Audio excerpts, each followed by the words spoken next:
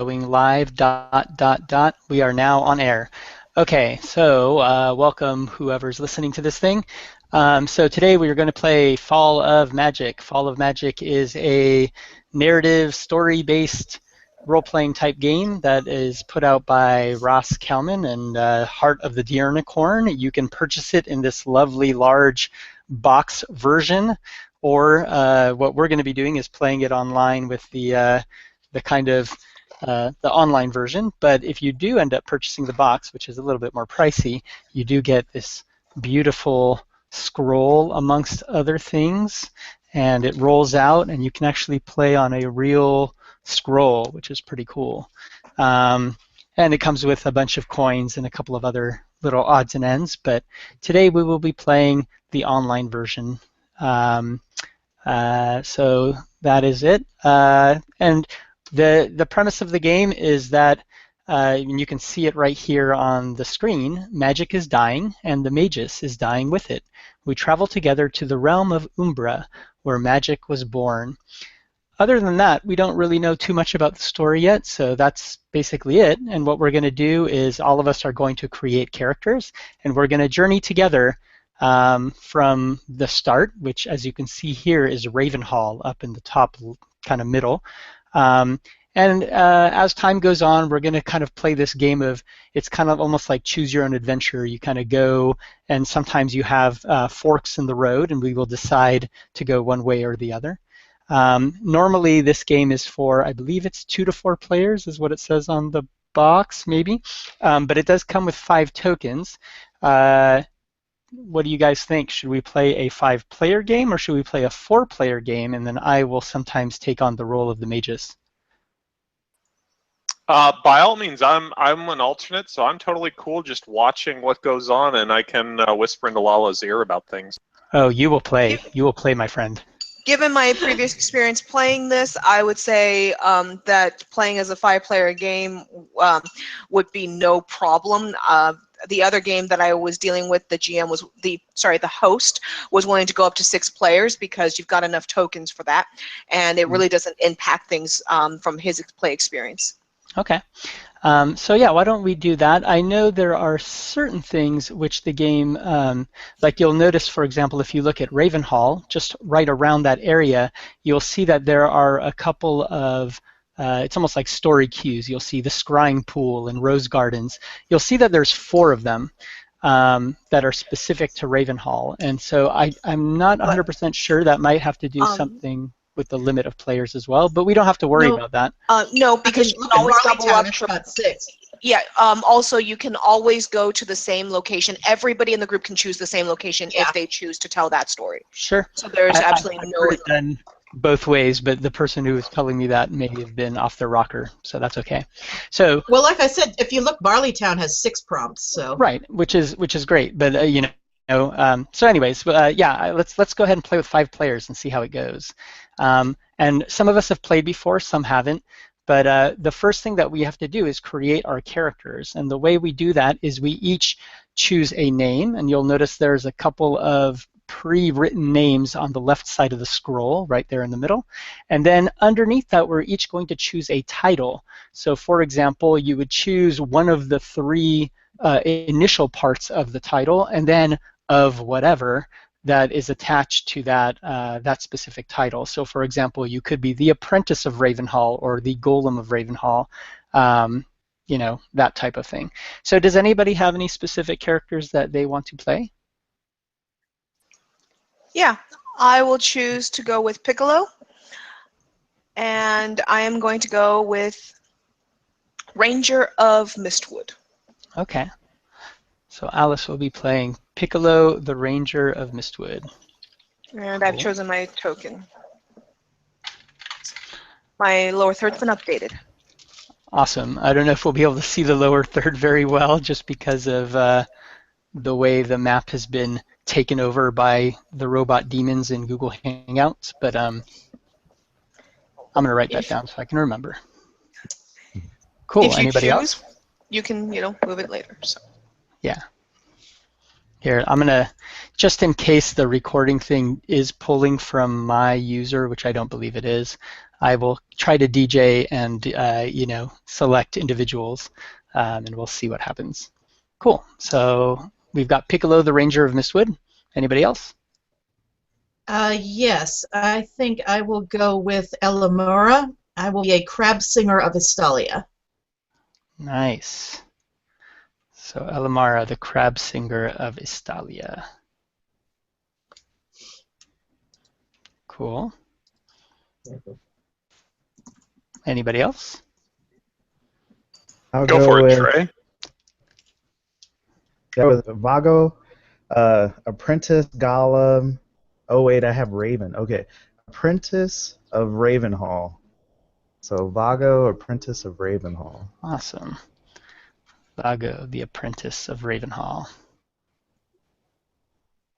Brandon, do you have any thoughts? Yeah, I'm gonna actually also be a Ravenhall native, and I'll go Okay. with Harp Golem of Ravenhall. Okay, so that is Harp, the Golem of Ravenhall? No, Harp Golem of Ravenhall. Oh, Well, rad. Cool. Harp is a name. No, that's cool. He is Harp Golem of Ravenhall. He's aware of that. He's Yeah. taking Okay. a creative license, which, you can do in this game. Sure, you can do all sorts of weird things. Yeah, let's see here. I'm going to be, I'm going for Kabu. And Kabu is going to be the fugitive of Stormguard.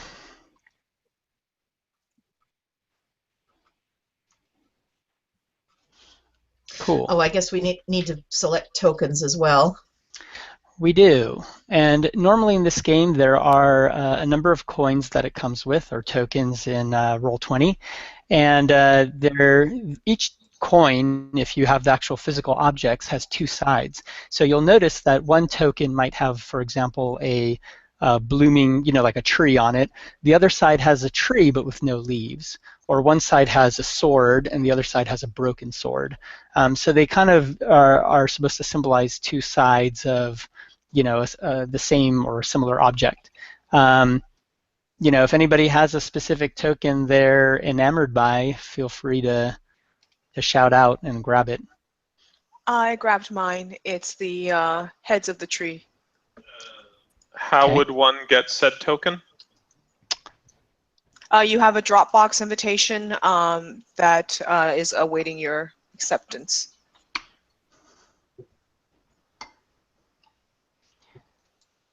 I'll take, if nobody cares, Mm-hmm.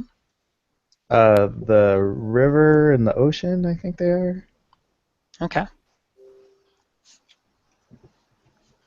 So you've got the river, and that's I Vago, guess right? I will take. Yes. I guess I will take the Raven. Cool. I will go for the candle. Candle. I think you're muted, but we heard it through Alice's mic, I think. Yep. That's the reason he mutes a lot. Are you guys cohabitating? He is my husband, so I would certainly hope so. If I'm Frequently not was a living great with my answer. husband, there's a problem. So is there one left? What was the token that was left? Did the sword get picked? No, it hasn't. Perfect. I am Kabu, the fugitive of Stormguard. I will take the sword. Someone else is going to have to move that around for me. I'm going to update my little logo, but I don't have access to Roll20 as such on this computer because, you guys don't want me to waste more time having computer issues. Okay, where do you want it? Cool. So that's a good question. What we can do now, and we can probably stick them all up there in the top left for the time being. I wouldn't put it in Ravenhall just yet. So what we're going to do is we're going to take turns. This is a story game where we're going to go kind of round robin. Normally you go around a table or something, And when it's somebody's turn, what they do is they take their token and they place it on one of the locations where the party currently is. We are going to be traveling together to the realm of Umbra. So it isn't a case where somebody's going to go to the next location without the rest of us. We are all part of a group. That doesn't mean we have to be all together at the same time, but it does mean that we can't leave one location before everyone's ready to journey. And so the way that works is everyone's going to take turns. You grab a token, you find the place within that current location which you want to claim or go to or speak of, and you give your little short narrative bit about what's going on. Now, while it's your turn, you do have your own player agency. It is kind of your story that you're telling in a sense, but we're all journeying together. So it is totally appropriate for people to kind of join in. I think as long as you're not playing with as long as you're playing with people who are somewhat respectful of the story and agency, I think you're all cool. So, for example, right now we're still getting to know each other. Maybe as we're starting the story, each of us is kind of doing our own thing. But as we start journeying together, if we're making camp, we're all there. So people can easily butt into each other's, kind of narrative. That said, when it's somebody's turn, they have the ability to, in a sense, call scene. So, when they're ready for the scene to end, it is their scene. So, it's kind of in their power, if you will. So, I don't think there should be any questions. I can start if you want, and then that way, it'll all kind of make sense as we go. But before we start the actual game part of it, does anybody have any questions? Nope. I'm good. Feeling good. Okay, cool. So I am Kabu. I will start the scrying pool. If somebody can please move my token there. The sword. Sure. I'll let Alice control my token, so that way nobody has to worry about it. So you see, and again, just real quick, with the game itself, you can do it in first person, third person, you can talk about scenes and whatever, but I'll just dive in. You see a scrawny but very muscular boy. Could be like a teenager or something, a little bit of an older teen. He's got a very prominent sword attached to his belt. It's not big, but you notice it because the rest of the clothes are pretty scraggly and kind of rags or half rags. And he's walking toward Ravenhall, and Ravenhall is this, you can see it in the background of this beautiful, kind of keep or castle or, just huge mansion, whatever it is, surrounded by beautiful gardens. And this guy looks this little kid looks out of place just because he's so kind of travel worn.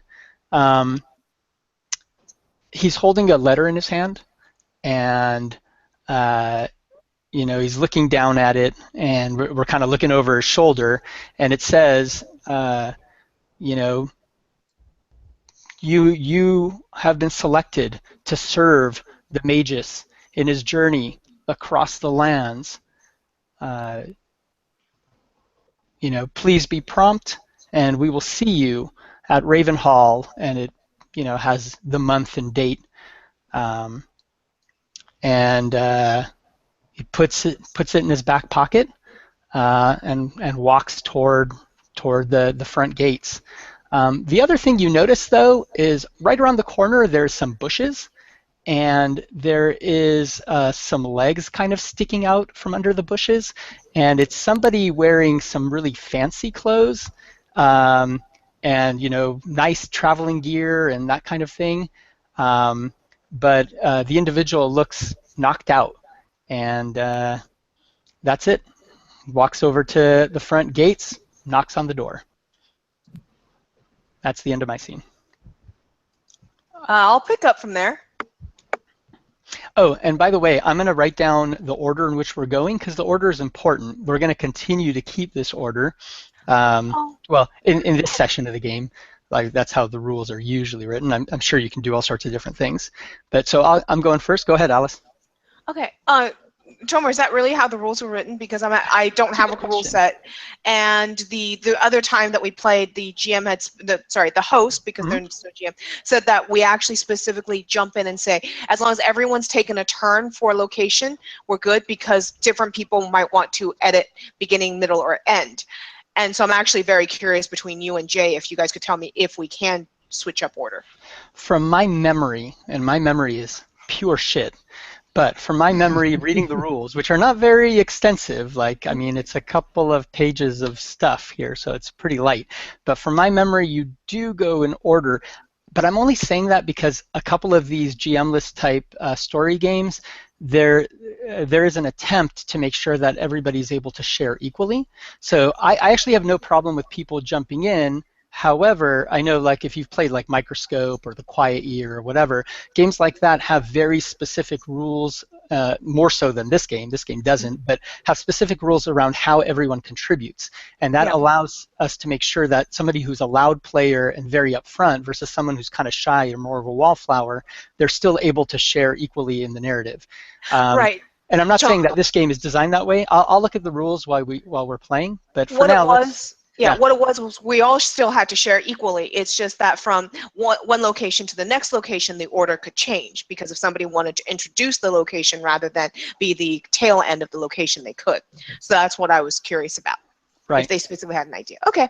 But yeah, I'm interested to know, so that I know if I play this again in the future. Sure. But yeah, like I said, I'm up for going next. Okay. Have at it. So the figure on the ground that Tomer was just describing, sorry, Kabu was just describing, starts to wake up a little bit groggy, starts patting around the ground for something, and then goes, ow! Did that giant really throw that rock that hard? Ow! Wait, where'd he throw me to? Huh? Uh-oh. No. I gotta have, where is it? Where is it? And this creature starts standing up and starts frantically patting all over himself or herself. There's a hood over his head, but the colors are very ornate on the way that he's dressed. It's kind of like I would say, modern terms, the psychedelic bard. But the hood's pulled over so you can't see his or her face.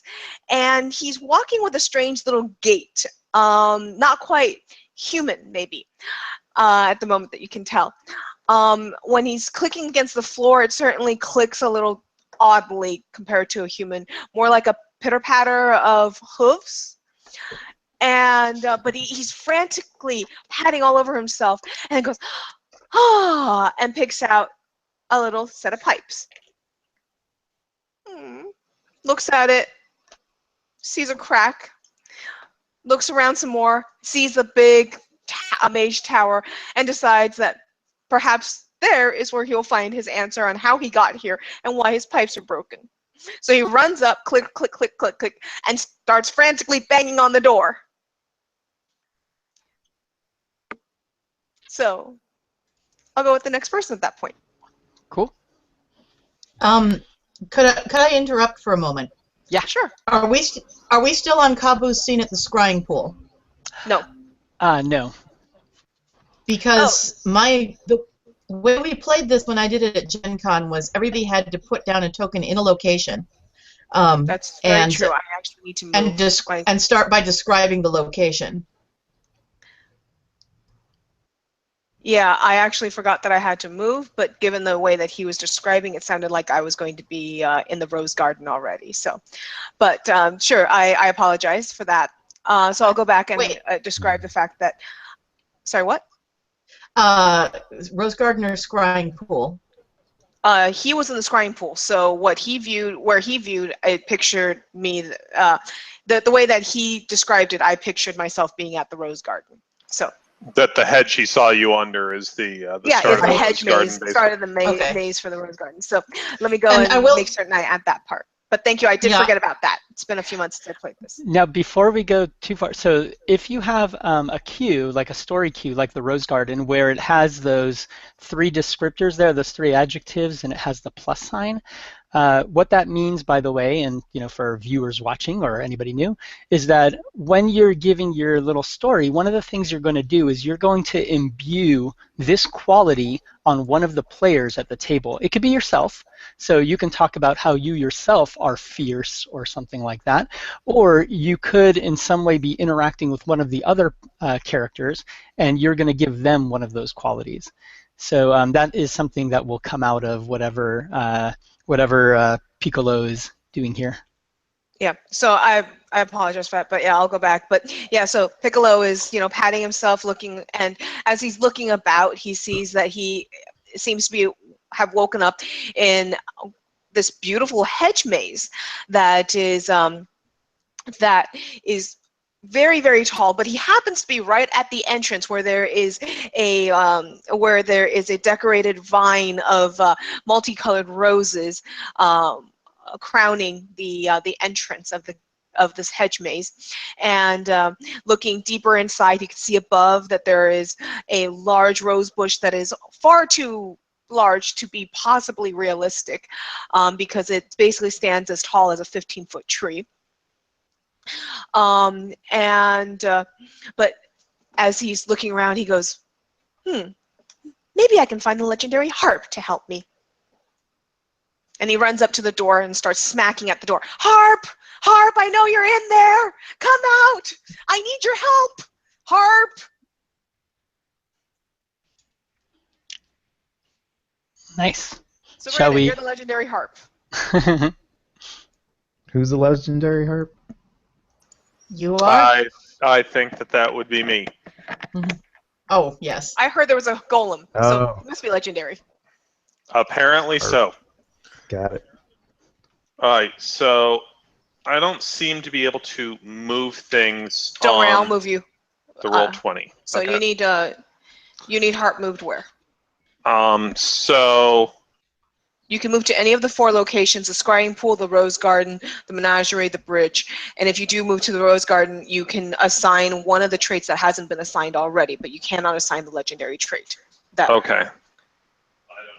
I don't understand the what the Traits don't do exactly anything are except doing for or us anything. embellishing and using it later. There's no dice rolling. Okay. So it's however we want to use it. But like, if this person's banging on the gates of Ravenhall, I can't be in Ravenhall itself. No. But you can move to Ravenhall. Well, you can theoretically be in Ravenhall. We can all. We haven't really established where the rose gardens are, so if you say the rose gardens surround Ravenhall, you Yeah, can come out of Ravenhall into the gardens. So in the game itself, you can be in any of those locations, and all of them are in some ways, in the vicinity or within Ravenhall, right? Yes. And that's kind of based on wherever we take the story. But what you wouldn't do, for example, is you can't put your token on Ravenhall and say, I'm in Ravenhall. Really, you're in one of these locations around this general vicinity. And so to answer the question of, if he or she is looking for you and is saying, I'm knocking on the gates and calling his name or her name, you could come may out or may not. to the bridge. Right, you could come out and be there. You could already be outside. In fact, you can just narrate how you're outside in one of these locations the next day and you've already taken care of the situation, right? I mean, like, the narrative doesn't have to be sequential, so it's entirely up to you kind of how you play it. In fact, it could be like 3 days ago and you're talking about how you're waiting for something and then, we never get this next part resolved immediately, right? So, but that's up to you. And But if you in want theory, time to think, Oh, sorry, go ahead. it's going to say if you want time to think, someone else can take a turn too. So, and by all means, yeah. So what I did want to say was, like I was describing to Trey when we were doing the intro pre-broadcast, is that each one of these locations, Ravenhall, Oak Hills, Barleytown, those are the primary locations. So think of it as a city, and then each of the things around it will, each of the locations is a location that is a sub-location within Ravenhall. So all of these are in Ravenhall. We won't move to Oak Hills or Barleytown, etc., until we've all done something at Ravenhall. Yeah, think of these locations as scenes. These are scenes where things occur, right? Hi. Elamara, if you do have something, otherwise I've got something that I can put together. Go ahead if you're ready, because I think it'll flow well. I was just offering to give you an out in case you needed time to think. All right. Well, we go ahead and move me to the menagerie, I guess, Alice. Sure. The scene cuts to a beautiful, wondrous, tall, majestic harp that's got that whole Beauty and the Beast inanimate object bounce to it that allows inanimate objects to move well. And standing, in a beautiful city, tall spires, dragons flying around. And as we pan around, suddenly things start to decay, become more decrepit. The harp itself, the strings break, it gets worn down. A candle is now being put onto its head and melting down, the wax dripping down, covering up the ornate wood. What was once, young and beautiful, lustrous and golden, is now old and tarnished and worn in its look. And the location that we are looking, with the dragons and other magnificent creatures, as we pan around and time begins to change, we start seeing each one of those creatures begin to vanish. Each one of those magical things start to disappear. And in the end, all that we are left with is the harp golem, as the cry goes up, and someone is beating on the city walls, crying for the harp golem, and I start to do my Disney bounce off to there. So that's what I had. What was that bounce? Sorry. The Disney bounce, like Mrs. Potts Brandon, and such. Brandon, would you rather be the extinguished candle than the lit candle? Because I can switch you. Sure, that sounds great. Okay.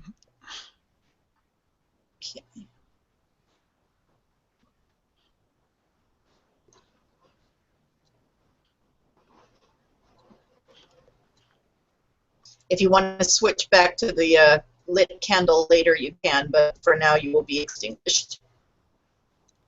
If you have a chance, don't forget to put the little the name there as well. That's really cool. That's something you don't get with the physical tokens. There we go. Yeah, I put names on all of them. Yeah, it's awesome.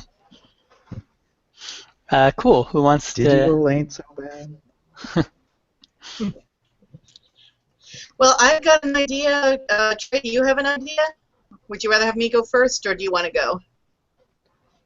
Oh, you go. That's fine. I was going to wait till last. Okay, in that case, I'm going to the bridge. The bridge spans the river that runs through Ravenhall.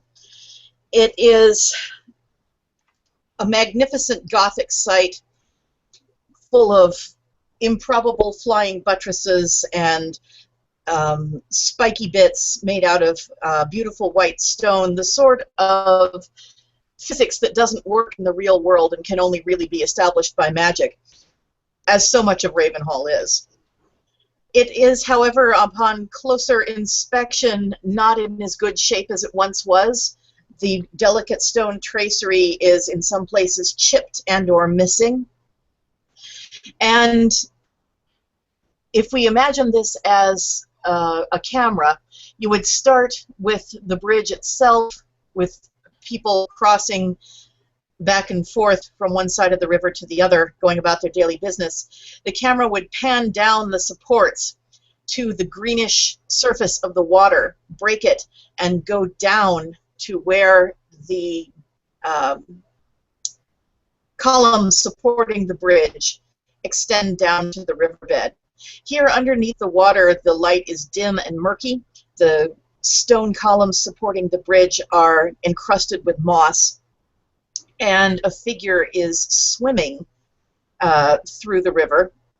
you see her face first, hair wildly moving in the currents, and she moves surely as in water as she would on land, and she seems to be searching for something underneath the bridge. She is her hands are running over the stones, and she even combs through some of the vegetation surrounding it. Not seeming to find what she's looking for, she breaks the surface of the water, pushes the wet hair out of her eyes, and murmurs, "So it's happening here too." And I think that'll be it for now. Cool. Okay, unmuted. So, Vago, apprentice of the Raven Hall, is at the bridge. So, oops. Try this a second time. And not move the map. Okay. So, Oh, are you on the Vago, map layer or the object and token layer? oh, we're good now. First time I accidentally moved the map. Oh, you got it. Good. Okay, sorry. Go on. No worries. So, Vago is at the bridge, just taking a leisurely walk. Sounds like the bridge goes through the city, across the river. So, just taking a leisurely walk, and he notices off in the distance a heavy smoke. And when Vago walks, he likes to have a few magical illusions going. So around his head and his general area, he kind of has some pretty lights and little things bopping around, and just some general like relaxing things going on, but they're just a little illusions. And so when he's looking off in the distance while he's walking, just kind of soaking in the environment around him, he sees this storm cloud. It's like, oh, okay. So he's walking some more, really manipulating his little illusion, so it's kind of playing out a story. It'd almost be like the equivalent of watching a TV show or cartoon. But since he's an apprentice, this is really good practice for his magical skills, but it's kind of difficult. So he's been walking for an hour, really concentrating on this illusion, and he looks up again, and the storm cloud doesn't look so much like a storm cloud. It's a cloud, but he kind of walks up, stands on the railing of the bridge or the side of the bridge a little bit more, so you can see just a little bit further in the far distance past the city. And the cloud looks maybe more like smoke, but not fire smoke, like black smoke. Like it would look like a black storm cloud, except he can kind of see the little stem, like the stem of a wine glass, kind of going down to the ground and billowing up to connect to the cloud. He looks around all the citizens, and he doesn't see anybody alarmed or noticing, and kind of looks over the bridge down in the water and sees some kind of figure go off. But as the ripples of the river start to come back together and get a little bit more calming, where he can almost see his reflection, he notices that his magic is flickering, and when he looks up in the illusion, it's flickering also. He tries to concentrate even harder, but there seems to be some pushback from this dark image over the horizon. So that's it. That's where he stops. Cool. So game-wise, once everybody has, and so we mentioned that this is normally a 4-player game. There are 5 tokens, and I think it only comes with 5 tokens, right? Yes. Yeah. So one of them is actually supposed to signify the mages, right? So what you actually have is one of them is normally put in Ravenhall, and that shows what location we're in. And whenever the magus and the party journey from one location to another, you use that token to show kind of which general location we're in, at least from my memory. Also, to answer a question that was asked recently, the only thing I see in regards to taking turns is in Fall of Magic, we take turns one at a time telling a small part of the story. It says nothing about whether or not we continue to use the same order or anything like that, as far as I can tell. So it's a little bit ambiguous, Yeah. which is fine. I think a lot of things in this game are purposefully left a little bit ambiguous. But I will say that in the past, one advantage to taking turns is that right now it's my turn. For example, let's say it's my turn. We are all in Ravenhall.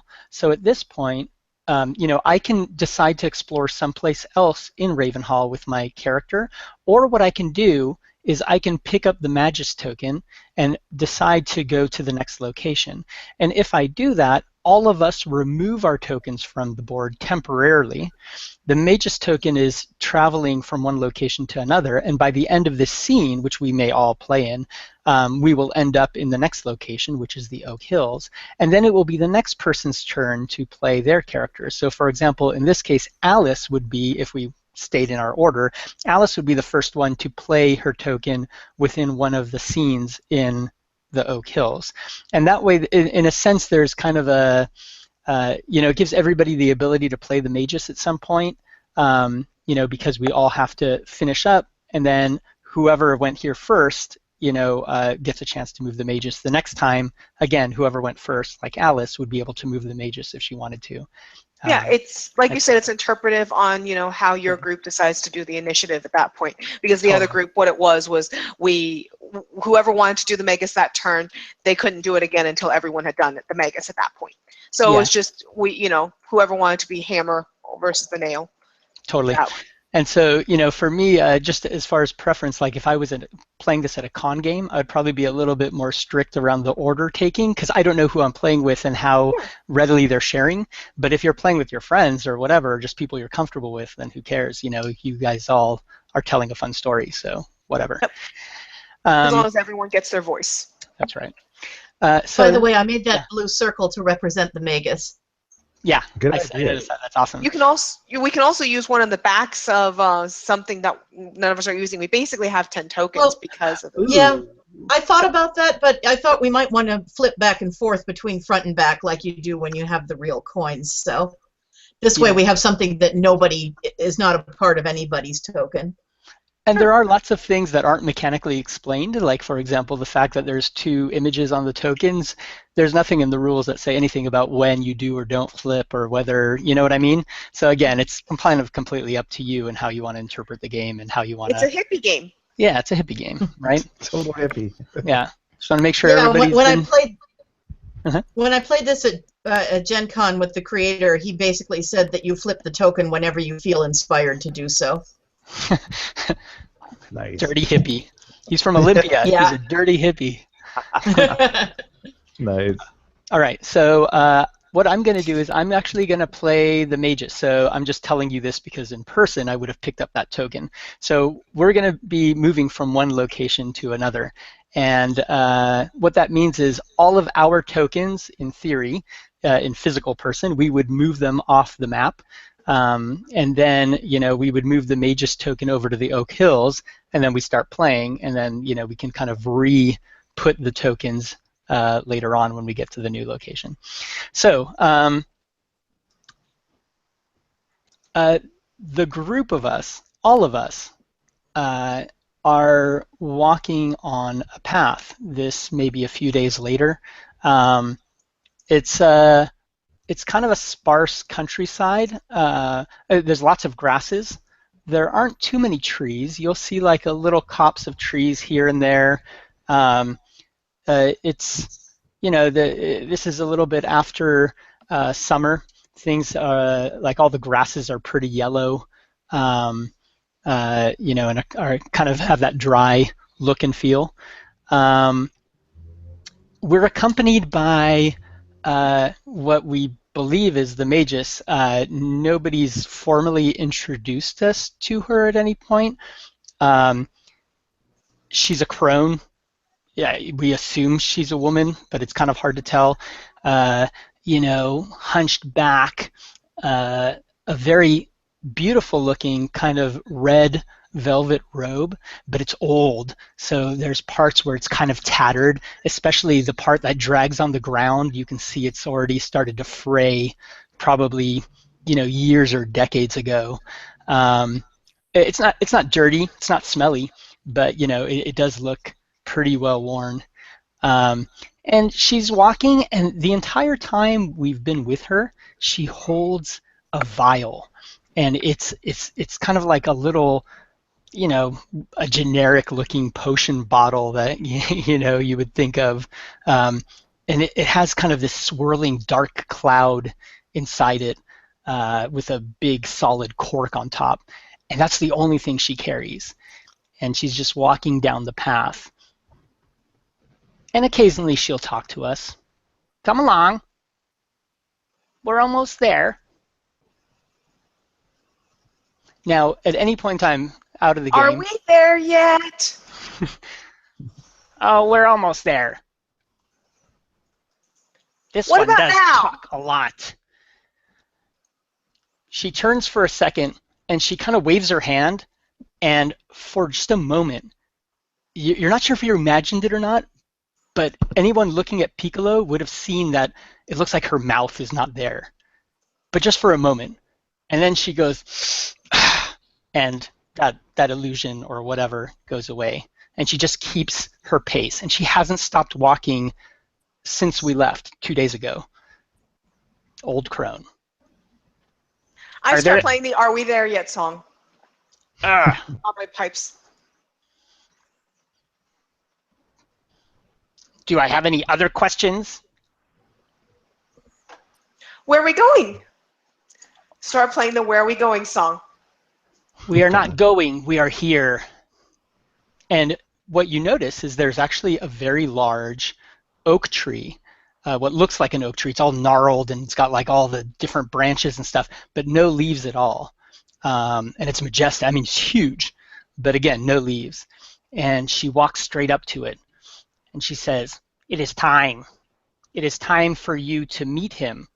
He has been very weak, very, very weak for the last few decades. We're worried about him, which is why from here, you must feed him. You must feed him all the way to Umbra. We know that you can do it. It has been foretold." She opens the cork, and a little gaseous cloud kind of starts to, it almost looks like it has a life of its own. It's kind of like moving about and whatever. And finally, it kind of dissipates, and, it's gone. And she immediately corks the bottle, turns around, and starts walking back to Ravenhall. During your turn, you may contribute at any time, so feel free to dive in whenever you feel like it. Who is the lady to us? Uh, Okay. Just person. We were with that The person? Magus? Probably made the assumption she was the Magus, because, Yeah. we started journeying. They told us to, she said to come along, and she starts the journey. Okay. It's at this point, though, that Kabu, the, who says he's from off in Stormguard, which is a bit of a distance, Kabu turns and says, "Oh, well, it is a pleasure to meet you all. I'm happy to." Oh, it looks like we lost Trey. No. Oh, I'm here. Oh, okay, cool. Yep. Happy to meet you all. My name is I've had many names over the years, but you can call me Uba. And this is Kabu talking. You guys have heard Kabu talk before. He doesn't talk like this at all. He has a very different accent. Uba? Not Kabu? Oh, I see the confusion. Yes? No, that's... So, you're not going to borrow my body, are you, Uba? Well, Borrow is an interesting term, but I'm afraid I've Hold on already 1 minute. begun to borrow your body. But you won't notice a thing. I swear it is quite harmless. I put my finger up. Hold on 1 minute. I run over to a tree and I chop off an arm and I start whittling. Don't worry, we do this in the Mistwood all the time. Give me a minute. An arm of the tree, I hope. Here. I hope you're not. This is your new body. Interesting. I see what you're doing. I was afraid that maybe you were trying to spear me with that stake. That has, people have attempted that before Hold on. to exercise. Hey, Harp. Can I borrow that string, please? Just a little bit. Just a little. I look kind of downcast and shocked the suggestion, but I have so few left. But he's gonna need his arm to move, to show us the way. And I need to make his arm move. I need something magical. I can't just grab something out there. Please? Just a little. That much. It is an interesting suggestion, Ranger, but this is not the kind of wood that would do anything of the sort. You're going to find a better tree than that. Well, can we stop in the Mistwood? We have many in the Mistwood that do this. Perhaps we will go through the Westwood. And if I can borrow just a little bit of string from Harp, I can use his magic, and our Mr. Apprentice here can fuse them, and then you'll have enough magic to imbue this as your body. And then you don't have to borrow his, because I don't think he'd like it very much. I know I don't like it when they borrow my body. It's at this point where all of a sudden Kabu's like, what happened? And you see Piccolo turn to you guys and says, I'm sorry, I had to prevent her from doing anything silly. Him from doing anything silly. But again, just please bear with me while I accompanying you on your journey. If you do need assistance in any way, I will be able to help, but I can't go alone. I am too weak. I hope this won't be a problem. Where did you come from? Well, my friend here opened the bottle. They were trying to protect me as long as they could, but they knew that maybe after a few more months, I would have dissipated completely. I do need life forces. I am no different from you, really. So Tomar, at this point, I'd like to pitch that he starts getting very uncomfortable in my body because I am of a magical nature from Mistwood. In fact, I happen to be a satyr, which hasn't been quite revealed to the group yet. Cool. So he's like, ooh. So he does not like being in here. Excuse me just a moment. Like people being in me. And he looks at you. He looks over at Vago and says, "Excuse me just a moment." And suddenly, out of Piccolo, but then you see Elamura turn to you and says, "Yes, again, if you have any other questions, I'd be happy to answer them. Otherwise, I'll try to stay out of your way. Really, I only need to inhabit the back of the brain." Then where are we going exactly? Did they not tell you we're going to Umbra? Don't do that again, please. That hurt. I will do my best. This is why I try to make you a body. Ow. Ow. So from here, we journey to the Oak Hills, and the next few days is a little bit uncomfortable as you guys are getting used to this. Every once in a while you're walking and you kind of like space out for a moment. You see trees in the distance and suddenly you're there next to the trees. And there's like little time lapses, but they're short. And after a day or two, you almost don't notice that at all. And that's where I'll end. Does he still keep inhabiting my body though? I don't know. I still have these lapses? We will find out. Okay. So hang on, should we be in the Oak Hills now? Or because otherwise we have no place to...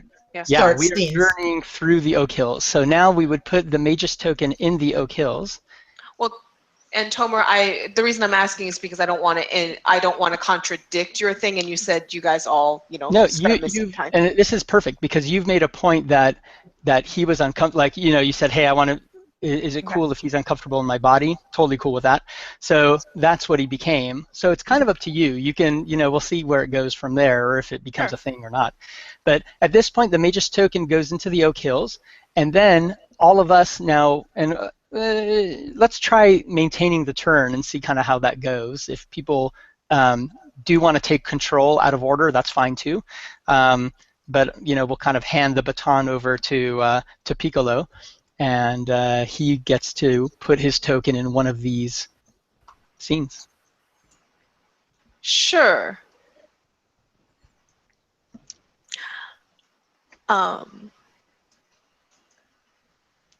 My idea actually works better if I'm later, so I'm going to take a Sure. stay on mine and jump in later. Does So Harp somebody else wants to take. does Harp Golem want to go? Harp wants to see better there. Roll20 is showing me the map better than the Google Hangout, so I see the options. Cool.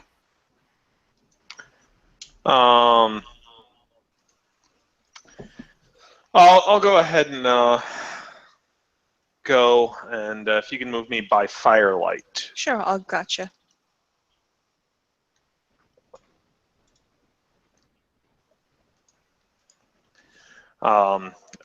And so camp is set up one night, and the group is assembled around the firelight of the 5 individuals on the quest. And Piccolo says that we have heard so many of his songs that he wonders of tales that others might have. And Harps begins to tell a tale of things that he has seen before, being by far the oldest of any that are here. And so he plays out a broken melody on the strings that he has left, almost always out of tune.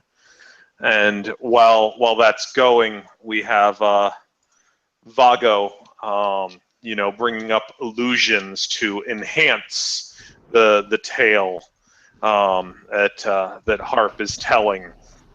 And it is of the fall of magic and the last of the dragons to have, been in the world that was once lord over Raven Hall, and how they were chased out of the world, and now it is a place that no longer is welcoming to magic, and the rest of us must simply keep going while we are here. I get a high fidelity illusion for you there. Nice. What's that, Jay? Who, me? I didn't say anything. Oh, I thought somebody said something.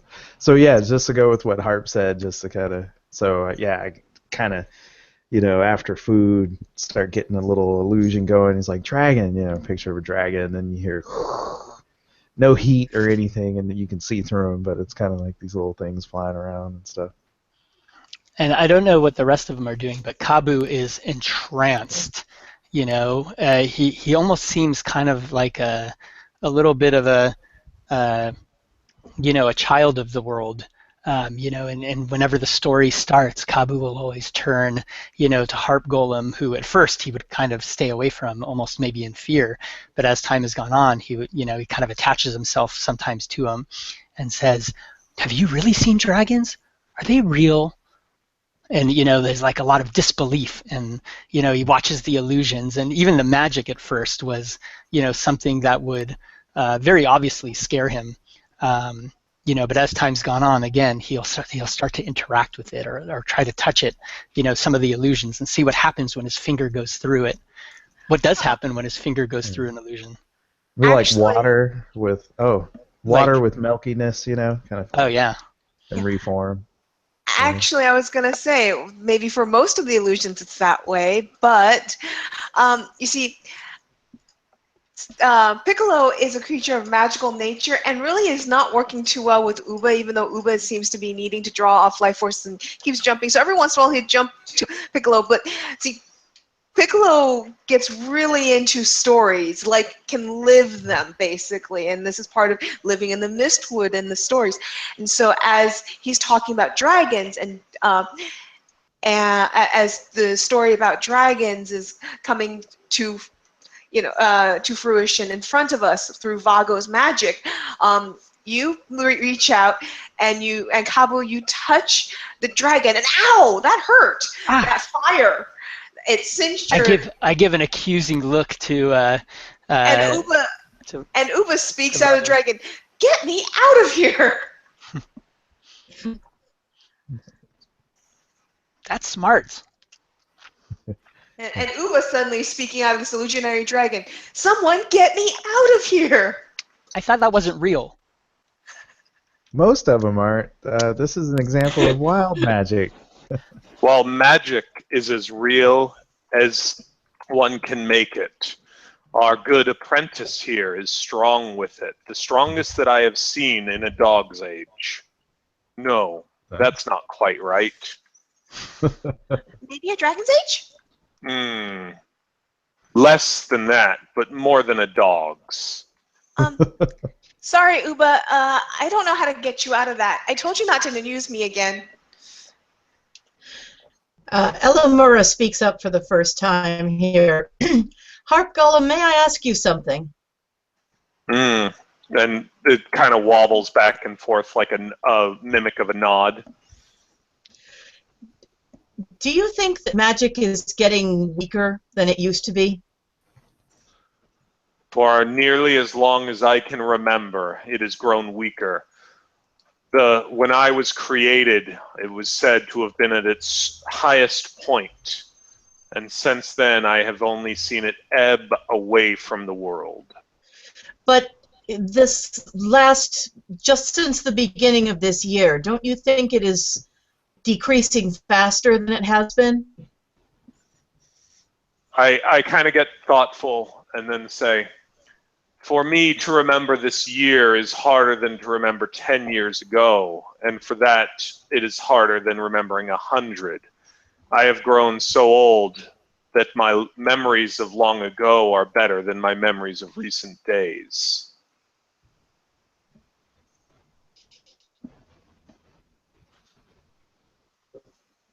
Nice. I accept that answer.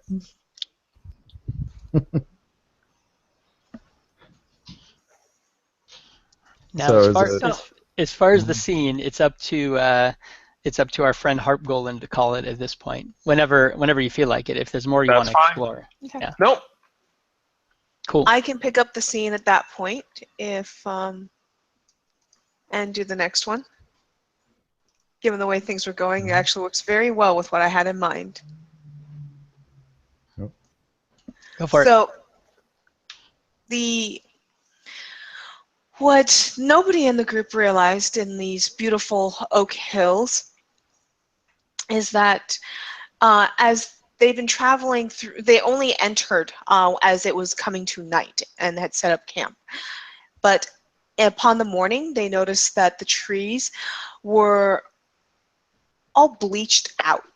That most of you who remember the older days, centuries perhaps, or hundreds of years, or even 20 years ago, the trees here were vibrant and green and lush and deep greens even, and deep browns, and vivid beyond life almost in color.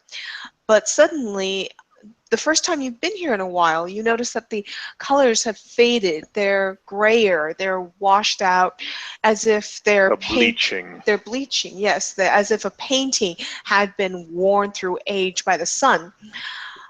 And we all pack our things in the morning, but the air doesn't feel quite right. It feels stagnant. Like there should be wind, but there isn't. And a few of us, even, especially those who live in the wild normally, notice that there doesn't seem to be the sound of animals in the woods, in these oak hills. No birds, no animals. And we start all pondering and we start investigating and looking about as we leave. And it isn't until about midday that we realize Uba hasn't said anything in a long time. In fact, I think the last time anyone remembered Uba saying anything was when he was in the dragon. Where did that dragon go? I wasn't paying attention when I let go of the illusion. I stopped concentrating. So I'm going to pass that on. I believe Kabu is next. Cool. Oh, So, no, not Kabu, sorry. Yeah, Vago? Or It was Elamara. Elamara. Elamara. Yeah. Sorry about that. I thought that flowed pretty well with the previous. That works.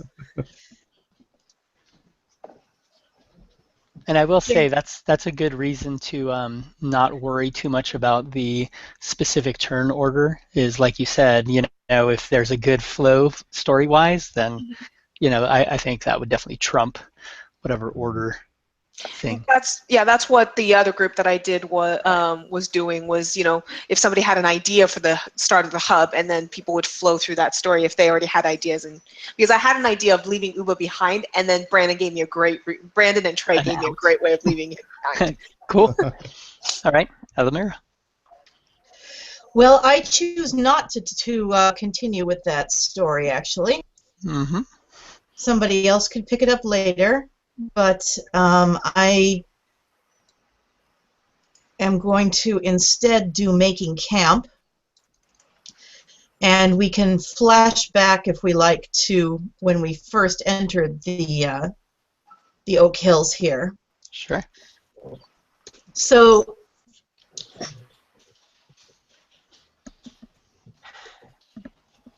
let me think.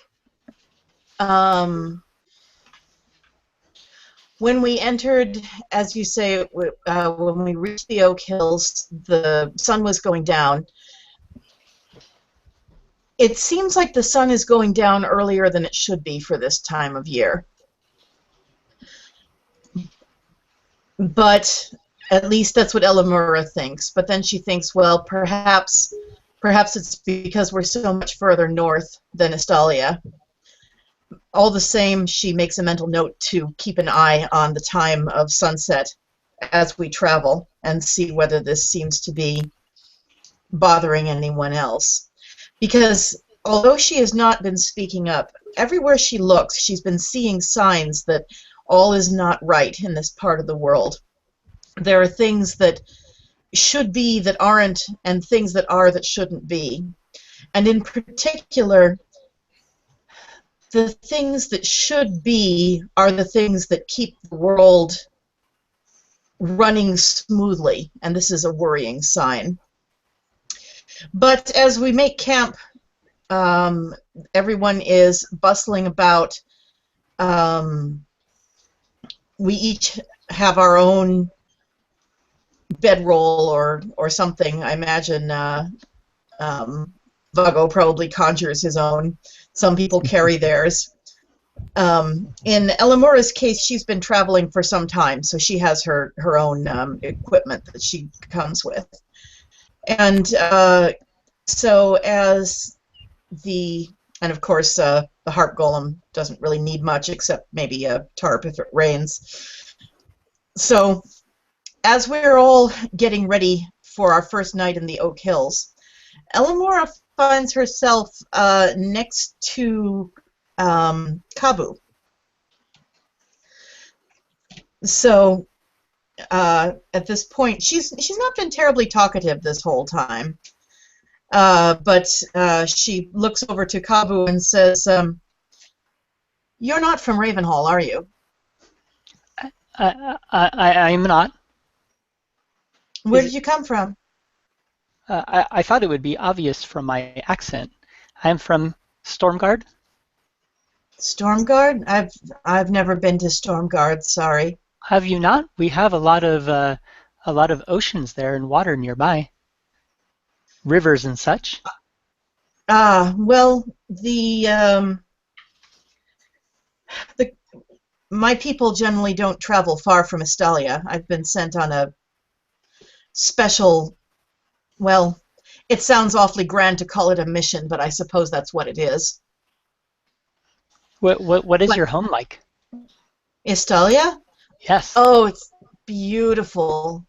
White sand beaches and the sea so clear you could look through it like a looking glass.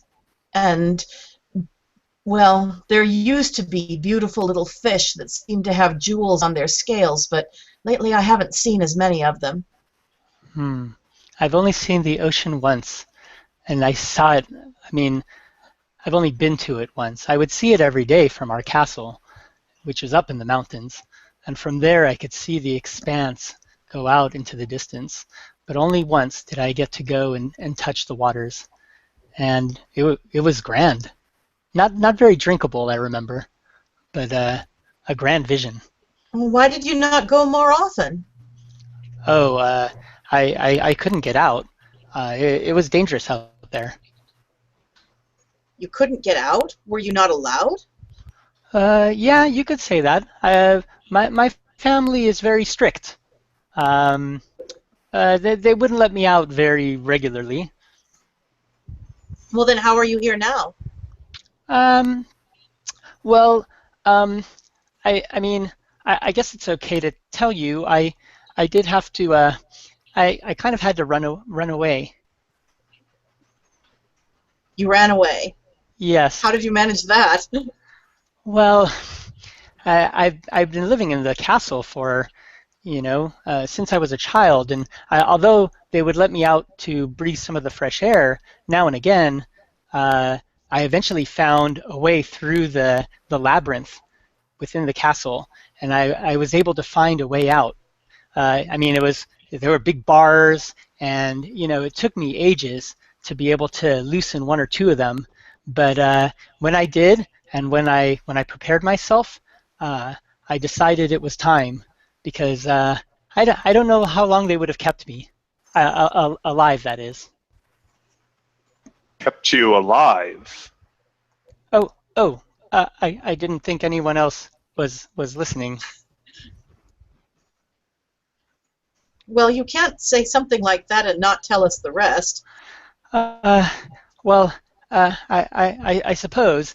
Um, uh, yeah, and he just gets quiet and kind of shuts down, and you can hear some squeaks. He's like, I'll tell you tomorrow, or maybe another time. I'm very tired.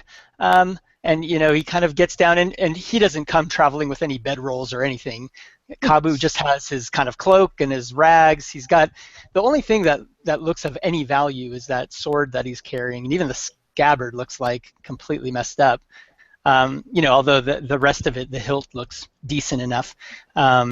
But at this point, he kind of turns his back and puts his cloak over him and says, I'm very exhausted. It's been a long day, but I'm sure I'll tell you one of these nights during camp.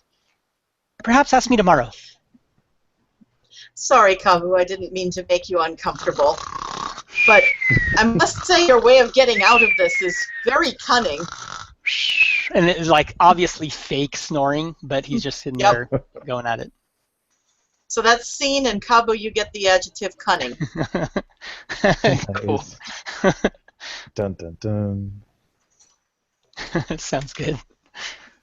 My cunning plan. All right. Oh, that was the end of the scene? Sorry. End of Yes, scene. that's the end of the scene. All right. So Bago is going to move over to that space that's left over. So just to repeat yourself, Kabu, your token isn't over there because you moved the Magus. Is that right? That's right. So I haven't Okay. actually played in this location yet. Would you Right. play in it before we start another round or no? I would. So in Okay. theory, if we'd been taking turns or we're taking turns, like all of you Mhm. guys have kind of gone, and now it's your turn, then it would be my turn, and then someone else, or possibly myself, would then take the Magus and move it to the next town. I mean, in this Okay. case, it wouldn't be me. I'm not going to do it. But Gotcha. and Because the moving the idea should Magus, be yeah, everybody should move it once before somebody moves it twice. something like that. I mean, Okay. again, there's no rules around it. I think that's just kind of the idea. So we're sharing the story in some kind of fashion. But Gotcha. I will All say right. this. I don't want to interrupt the story, but I think the Okay. first time I played, we had kind of a very, every time I play, there's like a completely different Magus, but there was a different Magus going on, and it turned out like we went through like 4 of these scenes with the Magus having almost no speaking role. Like it was a quiet Mm. figure that went with us, and so we were really just kind of exploring our own stories, and then finally it kind of became something that was we were interacting with. So there's like so many different ways it can kind of go, but yeah, I gotcha. mechanics wise, that's how it works. So Vago is going for the morning dawn, sorry, morning ritual, early dawn. Something I covered it up. So uh, the idea would be my morning ritual. So Vago wakes up quite early. Everybody was chatting or humming or something, and didn't hear any details, but he figures people were up pretty late. So he does his morning just magical yoga and a couple calisthenics, gets the illusions going, stuff like that, gets into some postures, and it's a real combination of uh, saying stuff, meditating, and creating some magical illusions. But when he looks over in the distance again, that cloud is just even bigger, just covering the whole sky landscape as far as you can see, more towards Ravenhall, not so much, not very close to the Oak Hills, but it definitely seems to just have this menacingness over everything. So he really just kind of concentrates and focuses on this and tries to get some maybe insight into it, kind of scry into what could be happening as he as part of his morning ritual, and he can definitely feel some darkness coming from it, but this general bad feeling coming from the cloud area, and it's very similar to the cloud the old lady had in a bottle, but didn't look anything like Abu or Uba. Didn't look anything like Uba, but definitely was that same kind of similarity because she had some kind of cloud in a bottle. Except hers was very small and not connected to that. But as he focuses and gets into his posture and kind of has this general magical aura start to emanate from himself, he gets that intensity of kind of feeling everybody's feelings at once, and the depression and the nothing. The nothing That's is what I've been coming. thinking. There you go. So it's that kind of like darkness. And he feels a little concerned, but without any direction or prophecy or anything to go off of. It's like, well, it's too far in the distance to worry about. But he does notice his magic flickers when he pays too much attention to that dark cloud. Like for some reason, Only if he that second. focuses on that, it starts to lose its potency. So in his meditation, he kind of tries to find a balance between the wanting to look at something that he's never seen before and focusing inside more on his magic and bringing that wellspring of power out. And at the end of his ritual, he kind of dispels magic on his camping gear, so his little tent and comfortable bed go away. And, he cast a spell for all kinds of food and nice little banquet for folks. Morning banquet, continental breakfast. And has a little a little goat with a cowbell on its tail, just kind of walking around the camp. It's like ding ding ding ding ding ding ding ding ding.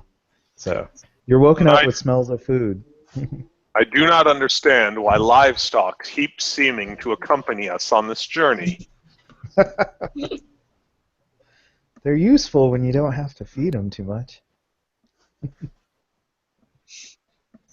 And that'll be the end of my scene. All right, I'm gonna grab Nice. the same one. I'll do at dawn and my morning ritual, but I can't move my token, so I'll let Yeah. Alice do it. Okay. So you're ringing the bell, for breakfast, or the goat is ringing the bell for breakfast. And normally Kabu's one of the first there, seems to be enamored by all the foods and everything. But Kabu's nowhere to be seen. And Kabu is out, the last few days. You've noticed once or twice, kind of like sneaks out behind you. He loves waking up and watching the morning ritual of Vago and the various spells, and tries to hide and make sure that he's not seen. And maybe he is, maybe he isn't. I don't know. I guess he's cunning, so. But he sits in the bushes and watches normally. However, this time he was watching, he kind of walked after Vago and started to, wait for Vago to do his thing when, he turns down and just looks down at his sword and says, what? And, pulls the sword out and puts it to his ear and says, oh, I didn't think that would happen. Sure, no, gladly, of course I will. And he takes the sword and walks, in a different direction up to kind of a little hill around the corner. And I don't know if any of you are there and have seen him, but he assumes he's not looking for anybody to see if anybody's seen him. And he walks over to this hill and puts the sword down, kind of props it against a rock in the sun, and kind of lets the sun start to warm, this morning sun. I mean, it's barely starting to rise, but letting it try to warm the sword. And, he starts to have a little bit of a conversation with it. Are any of you there? Oh, I'd be awake, but too in meditation, unfortunately. Right. Piccolo's up at dawn. But Piccolo would be actually very curious at what you're doing, so he's actually not going to let himself be known, but he's going to he's been sleeping up in the trees every night, and he's going to hop along the trees and kind of stalk you as you go up the hill. Yeah, so if Piccolo's looking down at Kabu, he would notice that, again, Kabu's like, every once in a while, it sounds like he's having maybe a conversation with the sword, but you don't hear anything coming from the sword, or maybe you hear something, but it doesn't sound like language. And every once in a while, Kabu will say, "Oh, sorry, yeah, of course," and we'll move it a little bit. Is that more comfortable? And just kind of has this weird kind of ongoing conversation. Occasionally, he actually stops for a moment, and just gets comfortable and starts talking about the journey so far, and is talking about his relationship with all of you. So he's assuming nobody's around. So he's like, "Oh yeah, Vago's amazing. No, I love watching all the things. Oh yeah, Harp Golem is. I was pretty scared at first, but he seems pretty friendly, even though he's big and kind of looks like a monster. And Elamira, I don't know. I still haven't made up my mind about her. She's very quiet. Oh, the other one's weird. I don't know what to think." And he's just having this kind of like ongoing conversation with the sword. But that's where the scene cuts. Actually, when you start talking about Piccolo, Yeah. when you call Piccolo weird, I jump out. Oh, what? What do you What's mean so weird? about me? I am as average as everybody else in this world. Everyone else. Nothing weird about me at all. I didn't mean weird. I meant like You said weird. Like WYRD. Like weird, abnormal, unusual, different. Doesn't weird mean like magical? Well, why? Yes, that is another definition, an uncommon one. I cross my arms and I, kind of prop my shoulders back and stand up a little straighter. I am very weird. Thank you very much. On that, I think everyone agrees. Breakfast is ready.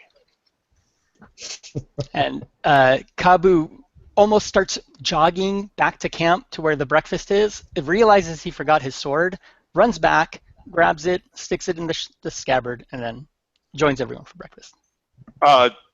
As you come back, pick up, and Piccolo's already gone. Don't worry. Talking to inanimate objects is normal. People do it around me all the time. Nice. Cool. End scene.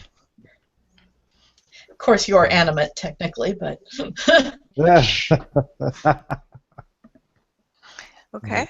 So I'm done. Now, basically, at this point, if we went in order, then it's kind of Alice or Piccolo's turn to grab the Magus and move. But again, if you guys want to do it any which way, if somebody has a specific thought about it, they can. oh, here's a thought. Why don't we go like nominally in order, but you can do the equivalent of a held action, like we did in the Oh, last yeah. round? I like that. Yeah, because Alice said, oh, you know what, I want to wait. And then, so Alice, go ahead. Sure. Well, at this point, it's my turn to move the Magus, but I can't seem to get the map to accommodate me. I just see a bunch of white outside of the base area, and I can't seem to get the map to move. Do you want it to go to Barleytown? I can do it. It is the only place got we can it. go. Actually, I guess from Oak Hills, Barleytown is the only path. So we're currently on the road to Barleytown then. Oh, you're going to have to load us another map, huh, Tomer? I will, but not yet. Barleytown still works. Gotcha. Okay, so you don't have it in the full one piece? I don't have Okay. it in the full one piece, but what I did is I took a couple of pictures. And so the next one has Oh, kind of okay. like a little bit of the old stuff and then the next few locations. Okay, so No, that's got not movie that's magic. not a Oh. glitch on my end then, because I was like I was used to it being that it was one Right. piece scrolling across. Now, Oh, I'm sorry, Tomer. If I'd known, I could have uploaded the maps for you too. It's okay, and I mean you still can if you want to. But what is nice about this style, even though it's kind of unintentional, is that when you're playing with the scroll, and this isn't the rules, it does talk about opening up just this part to create characters, and then just open up kind of the next scenes while you're playing. So you don't want to roll it out and see where you're going. You want to really concentrate kind of on the part of the map where we are.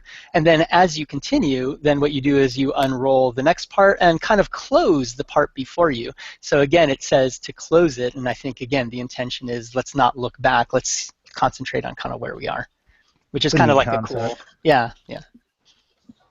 I do have one quick question for those of you who have played this before. This is the first time I've ever seen anybody do a scene on the road, and every other time I did it, we just went straight from one location to the other. Both this time and the time before that we played, there was a intermission scene between zones. Interesting. Is what the time that I played previously to this, the host literally called it an intermission scene. So the person who moves the Magus needs to give an intermission scene for all of us to chip in a little bit before we hit town. Interesting. Not a bad idea. So that's the way I like know it. it. So now so I guess now we need to move everybody's miniatures off. Oh, yeah. I got mine. And we are all heading to Barleytown. So after a couple days, moving through the Oak Hills, it takes the group approximately 3 or 4 days. And quite honestly, nobody has heard from Uba in a while. This might be a problem if he is our escort target. But I'm certain we'll find him again. We find ourselves continuing on the road, and I just want to check. Nobody here is from Barleytown, are we? Not I. Nope. No. Okay. Cool. Just wanted to make sure. So we leave the hills and this leads into this canyon. This canyon and plains area, kind of like the rural hills that. Well, if you live in California or many places, I guess there's hills all around, and then there's this canyon down where perhaps long, long ago in a time where ages past, there might have been a river, but now it has been carved by man into a road.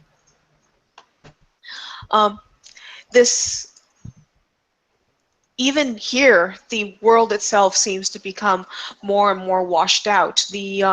While we're in the vibrancy of spring, heading into spring, traveling through the grasses and the the grasses and the trees and the plants all seem to be heading into autumn. And the trees, the plants are withering and turning brown and yellows, but except in the fall when things start to wither away, you expect those vibrant yellows and oranges and reds, but here there's none of that. It's all dulled yellow and dulled brown and no reds at all. The air seems to only become more stale, and the lack of the sparseness of fauna, save for the goat that has kept our company, and perhaps that isn't even real, given Nope. Vago has shown that his magic can be quite realistic at times. That it in itself is starting to worry the group, because hunting has become scarce. Getting food at night, it's become difficult. We are not finding the rabbits or the deer that we expect to be able to hunt on the trips. And apparently Harp laughs mockingly and saying, "Silly people that eat." Thanks, Brandon. Nice. But, well, setting that scene, why don't other people chip in to the intermission scene?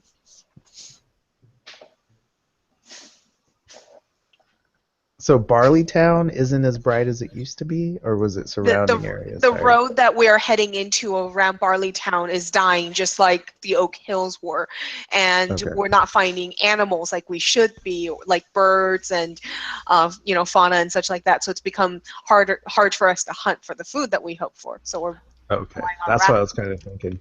You notice So- that Kabu doesn't seem to be that Yeah. concerned about the fact that we're running low on food. He hears you guys talking, but he's often running off into the bushes, and occasionally you'll see him come back with like a little rodent or something that he's caught. I mean, smaller than a rabbit. These are like little critters in the bushes, and he's always got a big smile on his face when he's gotten some. And his general attitude is, well, I mean, this is what traveling is normally like. It's just that, we had some good times, and that's why I made sure to eat my fill, because now this is like normal travel. Well, traveling with a mage is different than normal travel, so you aren't starving. But I'll take his kill, and Vago will take the kill and cast some magic on it, and it's like one of those prepared little mini, or it's like a prepared animal with the little French little feet or whatever, like the little shoes that cover it. Yeah, And it's all like dressed and skinned and cooked and smoking. it And looks like a gorgeous turkey. It's just like this big. yeah, exactly. With onions and all kinds of stuff stuffed in it. It's like It's very a French good, Vago. rodent. Yeah. That's the term. You French it by cleaning the bone off, and then they cap it as decoration. But the term is Frenchy. Yeah. That's it. So can you make it taste any better, or just change how it looks? He will love it just as much as he loves any other rodent. Sorry, Kabu, can't make that any better. I won't have any, of course, because we can conjure more. But the good thing about being with a mage is this Barleytown Lord being so close to Ravenhall would gladly put us up. Not a mage apprentice. Sorry. Overstep myself, but even an apprentice, I'll just show him who I'm apprenticed under, and we'll be okay. You'll be fed even. Do you better know the if you Barley like. Lord? No, I've never met him, but my magical teacher, who isn't the magus, my magical teacher actually knows all the people surrounding Ravenhall, and they're very friendly. We've done things for them. Yeah, they kicked me out of that town. They didn't seem to like me as a traveler very much. I can't say why. I was quite friendly. Can't speak to that, unfortunately, but it'll be okay. If you do run into trouble, we'll meet you on the other side of town. Kabu asks Vago,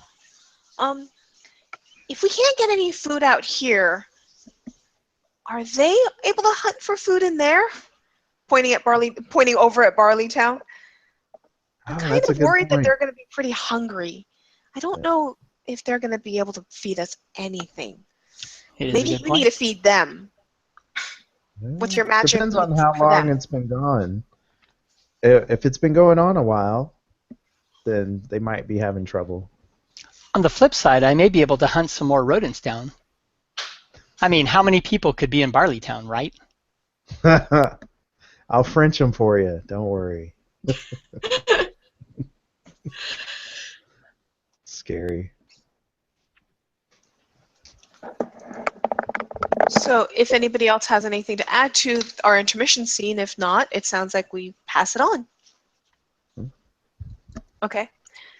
So I believe Harp would be next on the start round.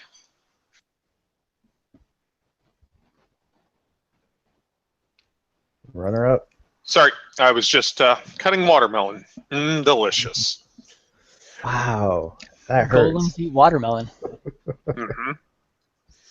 All right. What was that? So as we approach Barleytown, the last of the hills that Piccolo was speaking of is a famous Swine Hill, and so if we can get the candle moved there, and as it's was once a a farmer's plot of land and such. There was and we've come through deforested area that they've used to build up their town. And now we are overlooking, and Harp stops and he says, I can feel it here. This was the beginning of the end, the Battle of Swine Hill. Do you not know the tale? It is when the Snuck rose up against the keepers of the pigs. Snucked were, and a sad note is plucked out as he says were, intelligent boar creatures that felt that men kept their kind imprisoned unjustly. The Snucked rose from the lowlands and ran, charging, snorting, and jostling each other. And that is where they met their end in the bloody fields of Swine Hill as those of Barleytown struck them down, the magic escaping the bodies of the Schnucked, leeching out of the world more and more magic. But probably good eating. And from the candle that's on his head, kind of this little sad wisp of smoke comes up, but it doesn't. It's not burning right now. And a few more sad notes. One day, all magical creatures will go the way of the Schnucked. Little Kabu walks over. And how big are you? I'm a big full-sized harp. So he comes up and he like lightly taps you, like you would tap on a friend's back, except in your case maybe it's like your calf or something, right? So he taps you, and in a very kind of empathetic manner. Piccolo looks at you with Piccolo looks at you like with wild eyes. What? No. I've met a Snucked. They're not all gone. I'm not going to be gone. Not like that. Once they grazed and foraged across the lands, but it makes me feel as if I had fresh strings to hear that a Schnuck still does walk this land at all. Oh yeah. Well, maybe we'll meet him. But anyway, don't worry. Snuck still live, and don't worry. I'm not going anywhere. And but like you can see the horror and fear in Piccolo's eyes as he reassures himself, "Nope, we're not gonna all die off. We're not gonna become endangered. We're not gonna become endangered." But yes, And he starts to play another song on his pipes, trying to cheer himself up. but yes, Reassures. Kabu, the schnucked were supposed to be the most delectable of meats. And their lord, Bakan, was said to be the most delicious of all. Right. Ouch. That's a good one. Hero point. Yeah.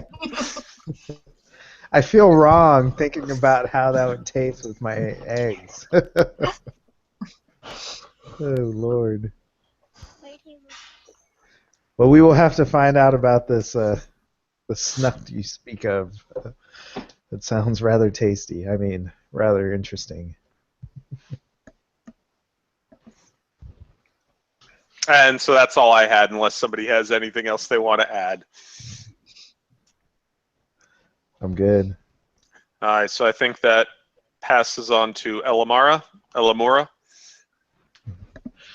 Okay, let's see. What would I like to do? I would like to visit Elamora while she is in town. Has been keeping a fairly stoic face on most of this, but she does hear that there is a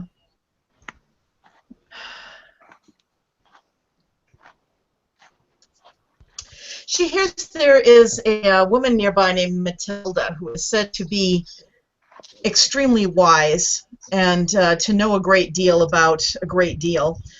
Supposedly, she was once a renowned mage herself from Ravenhall, and she came here for reasons nobody really knows, and retired to a small farm just outside of Barleytown. So Elamora, when she hears about this, announces that she wishes to go and speak to Matilda and see if she has any idea what we can do to find our lost companion. If anybody wants to go with me, that would be cool, and I'd also like it if somebody could play Matilda for this scene. Oh, I'll definitely go with you because Okay. on the journey there, I'll definitely say stuff like, "Oh, I've been here. I was at this farm. There's nobody here, but there was a very friendly cat." I'll say some weird things. Are you sure the cat wasn't Matilda? How does that work? Oh, magic. You know, just because you see someone who doesn't look human doesn't mean they're not. And conversely, just because you see someone who looks human doesn't mean they are. Like Piccolo. Among others. So we arrive at Matilda's farm, which is just on the outskirts of Barleytown. It is beautifully kept. There is outside, despite the general rundown look of the countryside, there is a vegetable garden that actually seems to be giving, if not a bountiful harvest, a respectable one. There are tomato vines and beans and such like planted in front. The window boxes have daisies and sunflowers and similar colorful things in it, and there are butterflies about. So who wants to be Matilda? I'll be Matilda. Okay, so we walk up to the front door where there is a small bell next to the door, and I ring it. Bells, in fact, are actually wind chimes set up so that you have the little striker in the middle. So it has this melodic ding ding ding ding ding as you ring it. Who's there?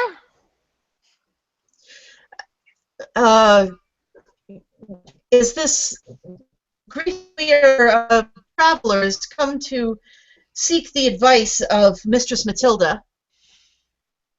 Not here. At this point, Eleonora as I said, she's been very stoic now. But her composure starts to slip. She says, "Please, please, we've come a very long way, and this is a matter of grave importance. I beg you, just one short audience." Kabu's pulling on your sleeve, and is like, I can go try to find the cat if you want. The door Let's opens, just wait a just crack, a moment. quietly opening, just a little crack. But no one seems to be manning the door. I call out. I take this as an invitation and cautiously step through. So as you open the door just enough to step through, you notice that inside looks nothing like a farmstead. Inside, it looks like a manor from back in the golden age of Ravenhall. The floor is marble. There's a staircase up to a second floor that's winding in the big massive foyers that you see in mansions. But from the outside, there wasn't a second floor. And so it goes, it's out into this beautiful area. But there's nobody around. What do you want? The elderly voice says again. We've come to ask your advice on, well, at least two matters, really. I look at Kabu and say, do you have one? On two what? Matters. Oh. I just want to know where the cat is. Cat? Well, Oh, at least two matters. you mean Elsa? She's out back. I owe Elsa something, a prize. And, I have a little rodent tied to the back of my belt. Is it Frenched? Yeah, I'm going to go, yeah, that's been Frenched. Only way to travel. That's right. You turn and I'm already gone. Okay. I've got something fun for Kabu. Figure it out. This will be fun. Okay. So, well, have you brought my gifts? Gifts. You don't expect me to cook you dinner if you don't bring me the food to cook you with, do you? I pat my pockets and eventually come up with in my pack I have a bit of salt fish. It's all I have left. Go out front.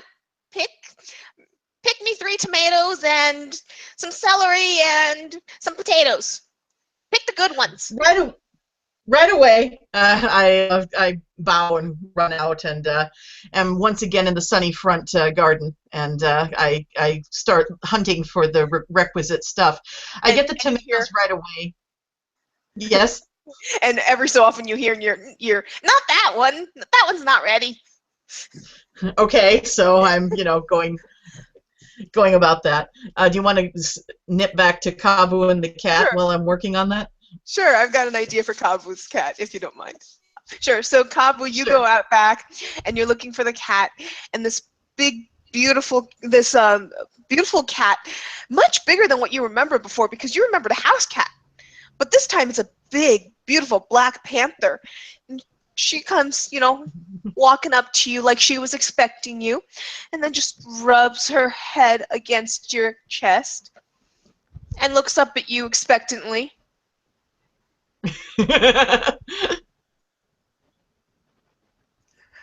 I can't hear you, Tomer.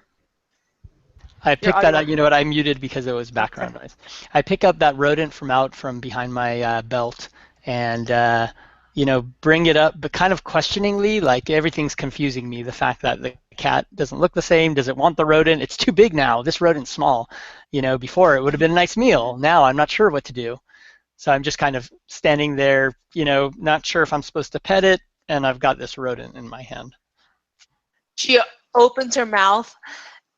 You're hesitantly offering it to her, and you notice as she's reaching up to take it, you notice that her legs start to change, and then her body starts to change.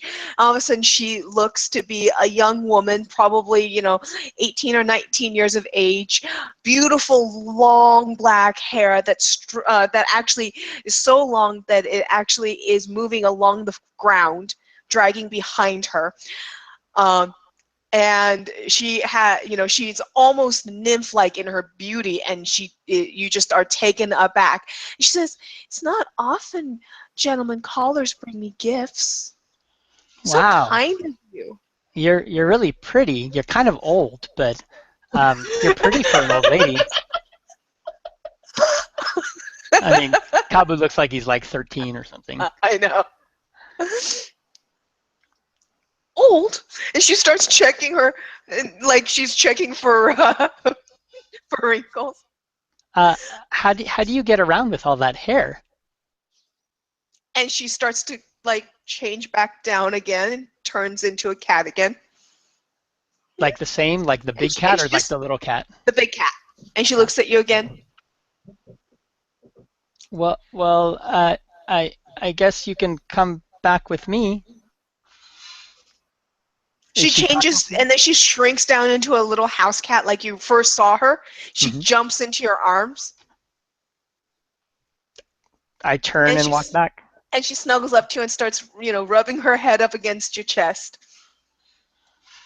Kabu, never having had a pet, is, a little bit uncomfortable and not sure what to do. Anybody who sees him would see he's kind of like struggling to carry this form and doesn't really know, is kind of petting it in weird, awkward ways. Yeah, and apparently, other than Elamura, this is the first woman he's ever met. Okay, so that's what I was. Yep. Okay, so that's what I had planned for him. I thought that'd be funny. Nice. So back to the garden? Good. Yes, back to the garden. Okay, so every once in a while you hear Elamura- her nitpicking what you're picking. Eventually, she manages to get vegetables to the satisfaction of the voice, and brings them back inside. Okay. Well, what are you waiting for? Come to the kitchen. Hurry, hurry. Lunch is gonna. Dinner won't make itself. Okay, so I pick a door sort of at random and hope it leads to the kitchen. Okay. You pick a door, and yeah, it leads to the kitchen. But there's this just strange inkling inside you that you feel that any door you popped open would probably lead you to where she wanted you to go, given the nature of this place. So, and I want to check something. Okay. Yeah, this is, and she says, well, so, come here. Yes, that's what I need. And your friends, where are they? Most of them stayed behind in Barley Town, except for the boy who went to find the cat. I assume this voice is still disembodied, by the way. No, actually, I'm sorry. So as you walk into the kitchen, you see that there is a woman that is probably about, about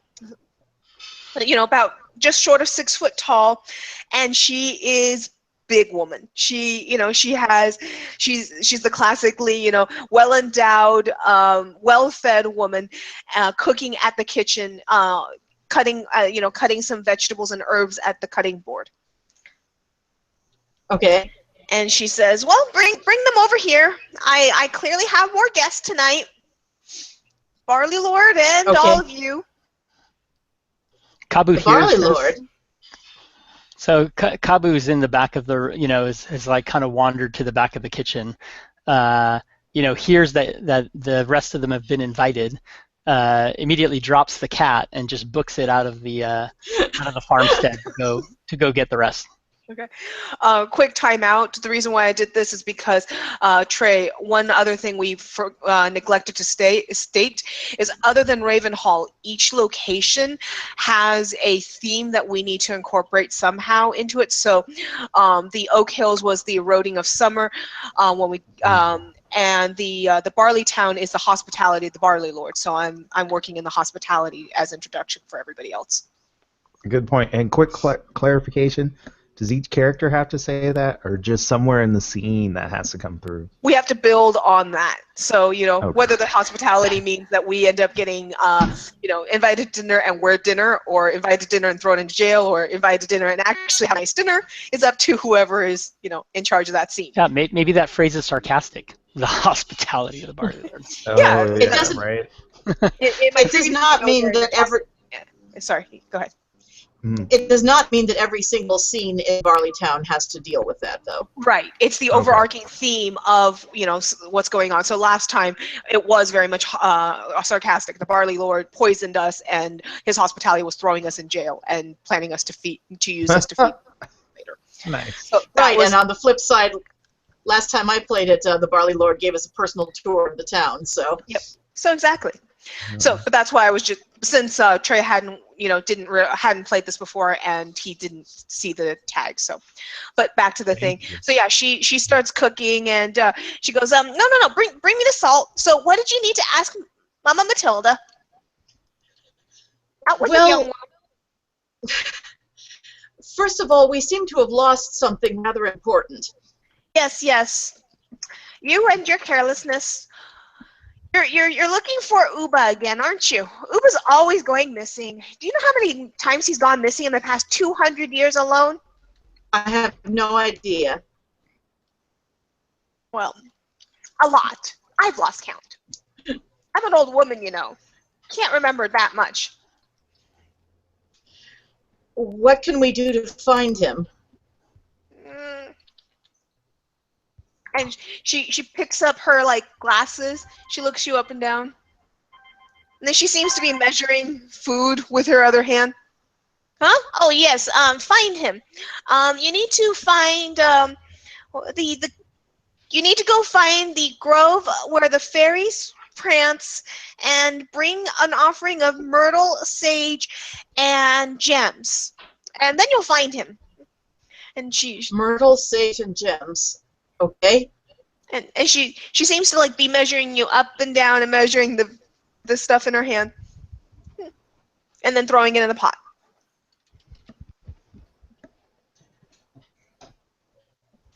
And there's another thing that's lost.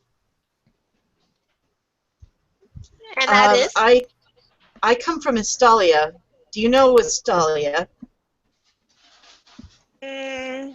Yes, Estalia. Very unimportant place. Well, those of us who live there don't think so. And What is it you've lost? Well, you may remember the magic that resides there. It seems to be lost as well. I traced the path of it up the river that flows into the sea there as far as Ravenhall, and I couldn't find it in Ravenhall either. I am afraid it's completely gone from the river. Yes, and it's gone from here too. Well, it's leaving. It's fading. It's fading eastward. You must travel to the Umbra through the passage in the east in the waters. There you will find your way. I see. It's that simple? It's never that simple. Many trials and upon your journeys, but we shall see if you have what it says, what the prophecies say. We shall see. Now, What do the prophecies say, or can't you tell me? Now, you can't ask the chicken if it's laid the egg, can you? I suppose not. Thank you. Be back for dinner. I will. And thank you again. For what? And it's your scene, Elemer. Yeah, Yes, Elmer said that's your the end of the scene. Right. Sure. So, next person. Vago. that was quite interesting. Sorry, Um, that ran a little longer than I expected, but Hope people enjoyed my interpretation of her. oh yes. wow, I'm conflicted, so I'm just move it and figure it out. Okay, so the the Abbey, where is it? Yeah, the old Abbey confession. Ooh. Ooh. I was between a couple things, so we'll just see where it all goes. Um, so Vago, while visiting this barley town, where the barley lord is very great, very hospitable. um, in Barley Town, he had never been there before, so this was a great time to kind of check things out. And he's read all kinds of stuff in books, and he has all this like learned knowledge but no experience to really back it up. Just a lot of fantasies and ideas. And so for him, Barley Town was the place where they talked about the Barley Lord's great hospitality. So he was kind of expecting a little bit more than they all receive. Not to be ungrateful, just kind of expected more. You know, when people say he's hospitable, you would think, oh, they're gonna have like the whole entrance lined with guards, and as soon as you come in, they're gonna, drop silk clothing on you and clean you up and yada yada. And we just didn't see that, so he's, kind of scratching his head and just wondering what this whole Barley Lord's hospitality is really about.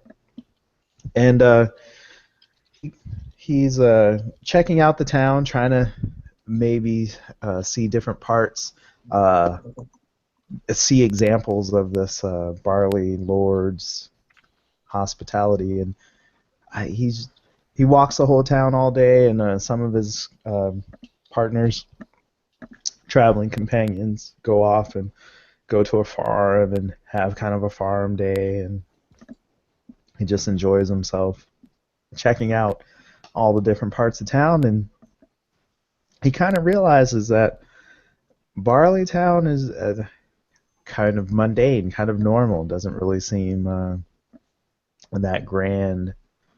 And Ravenhall is much better, just kind of comparing them all, comparing everything in Barley Town to Ravenhall. But if you can imagine, he's young, as wizards go, maybe 30 years or something, because magic seems to slow down the whole aging process, and it takes a long time to really learn magic, and so it's this weird thing. So even though he's 30, he'd be probably about the same as Kabu, like a teenager in terms of his actual mental development. And so he's not too impressed. He's like, okay, this was all right. But he finds this abbey, and at the abbey, there's inside the abbey. So outside the abbey, it's kind of run down, a little, not run down in terms of falling apart, but just not cared for. Doesn't have a lot of attention. And there's been all this kind of green moss growing up the side of the stone, and just gave it this really nice aged look to the abbey. Who knows how old it is, but it could be thousands of years, or it could be decades, but it's definitely older. And so he gets inside this abbey, and he just wants to kind of connect with something close to Ravenhall, because these abbeys do. In every town, they have an abbey. It's just their church, their religion, and so he's connecting to something that he knows from home, and he goes in to meditate, pray to the gods, and do something that he's used to doing, because this whole town isn't what he expected. It's just not very exciting for him right now. But when he walks into the Abbey of Barley Town, he noticed something different that he hasn't seen in his abbey, and it's this mural. His abbey is very ornate, very beautiful, but in this abbey, it's kind of more rustic, and so it doesn't have all the gold inlay, the marble, the diamonds, the magical enhancements that are just permanent. It's rustic, and so there's this stone carving of the story. And so, he walks into Abbey for one thing and just gets distracted by the single, probably about 12 inches high stone carving that follows the entire Abbey around, maybe about 12, not 12 feet, 6 feet high, just above your head. So you can sit there and look at it and just kind of see what plays out. And this is a story he's never read in any books or never seen anywhere else. but it's kind of like maybe the dawn of magic because it doesn't have words that go with it. Big blossoming of power, and everything's beautiful and fertile.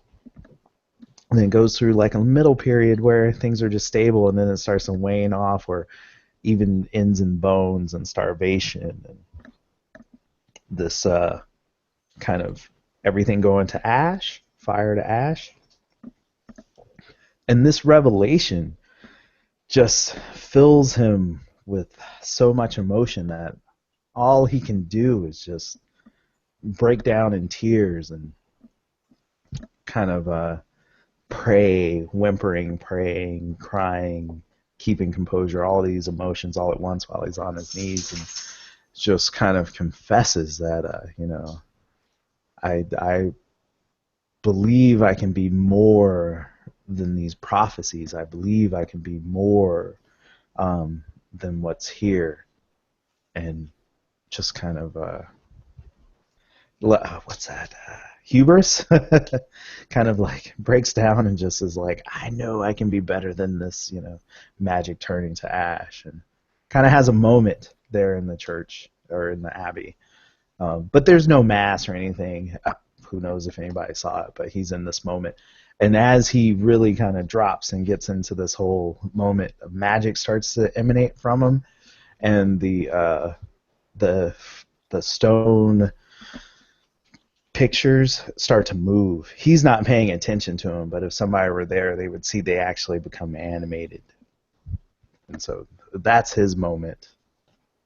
But I don't know if anybody wants to add something. If not, it would just end there.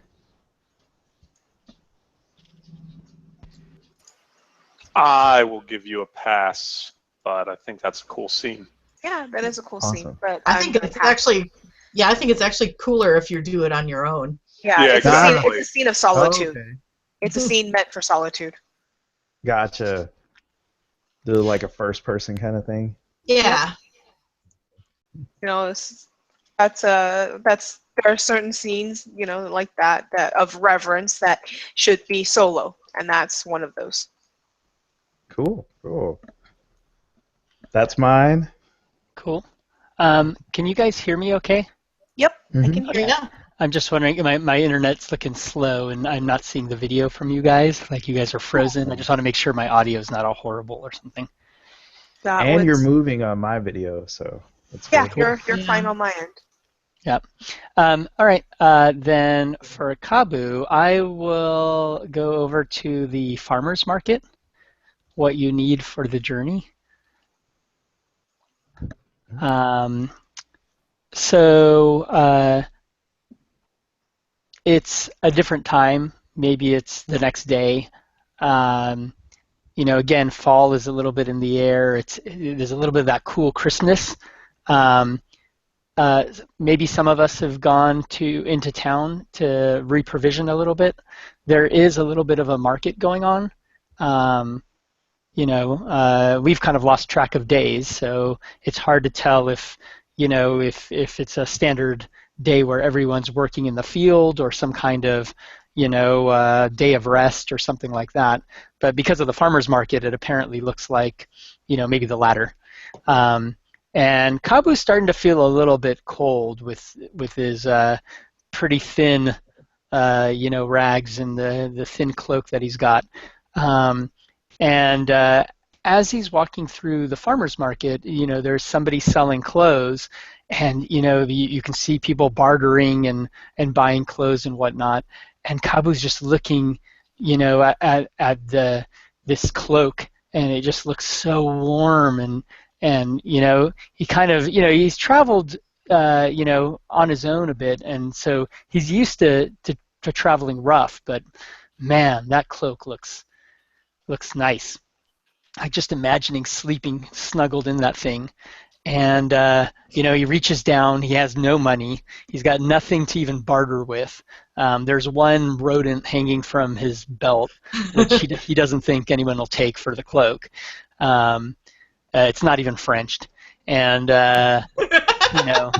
he sits there and, desperate. And all of a sudden, he's like looking down and looking around. He sees a hand reach out, and it's holding the cloak. And and it's the vendor, and the vendor's holding the cloak, askance, like, here, you can have it. And, his eyes are kind of wide. He's not even reaching for it. And, he hears, it's okay. Go along. You'll need it. And it's in the voice of Uba. And, he's kind of in shock a little bit. He grabs the cloak from that individual, from the vendor who previously was talking in a different accent, and puts it around him and says, thanks, I thought you were stuck in there. And Uba, in the guise of this vendor, says, no, I wasn't stuck. I just felt like I needed to give you guys a break, and fortunately that was a place I could go. And Kabu says, well, thanks. And Uba says, go, run along. I can't hold here forever. And Kabu runs down the street, and before long he turns around, and the vendor's already talking to other villagers and trading and doing other stuff. But he notices that the vendor kind of looks around and is looking for the cloak, and or maybe the cloak. He's kind of like looking around in his wares as if he's lost something. And Kabu makes a quick exit. That's it. Cool. I like it. Where that went. Yeah. Just when we thought we were rid of her. So at this point, quick question. Jay said that this is the time that she needs to leave. Are we packing it at this point? Oh. I could go for a bit more, but yeah. I Well, can't what I promise may more be than able an to hour. do is, pop out for a section and then come back. But by all means, if you want to keep going, go ahead. Mhm. For me, I'd I be know up it's for- getting a bit late because 5 a.m. rolls around pretty early. Oh yeah, it's 10 over there. Or? No, it's only 8, but 8. by the time I deal with things around the house and such, Right. getting ready for bed and all, and then yeah, and tomorrow I need to get up because it's cleaning day, so I have to get that done before work. Well, at least Piccolo hasn't had a scene this round, right? Yeah, let's do that. Correct.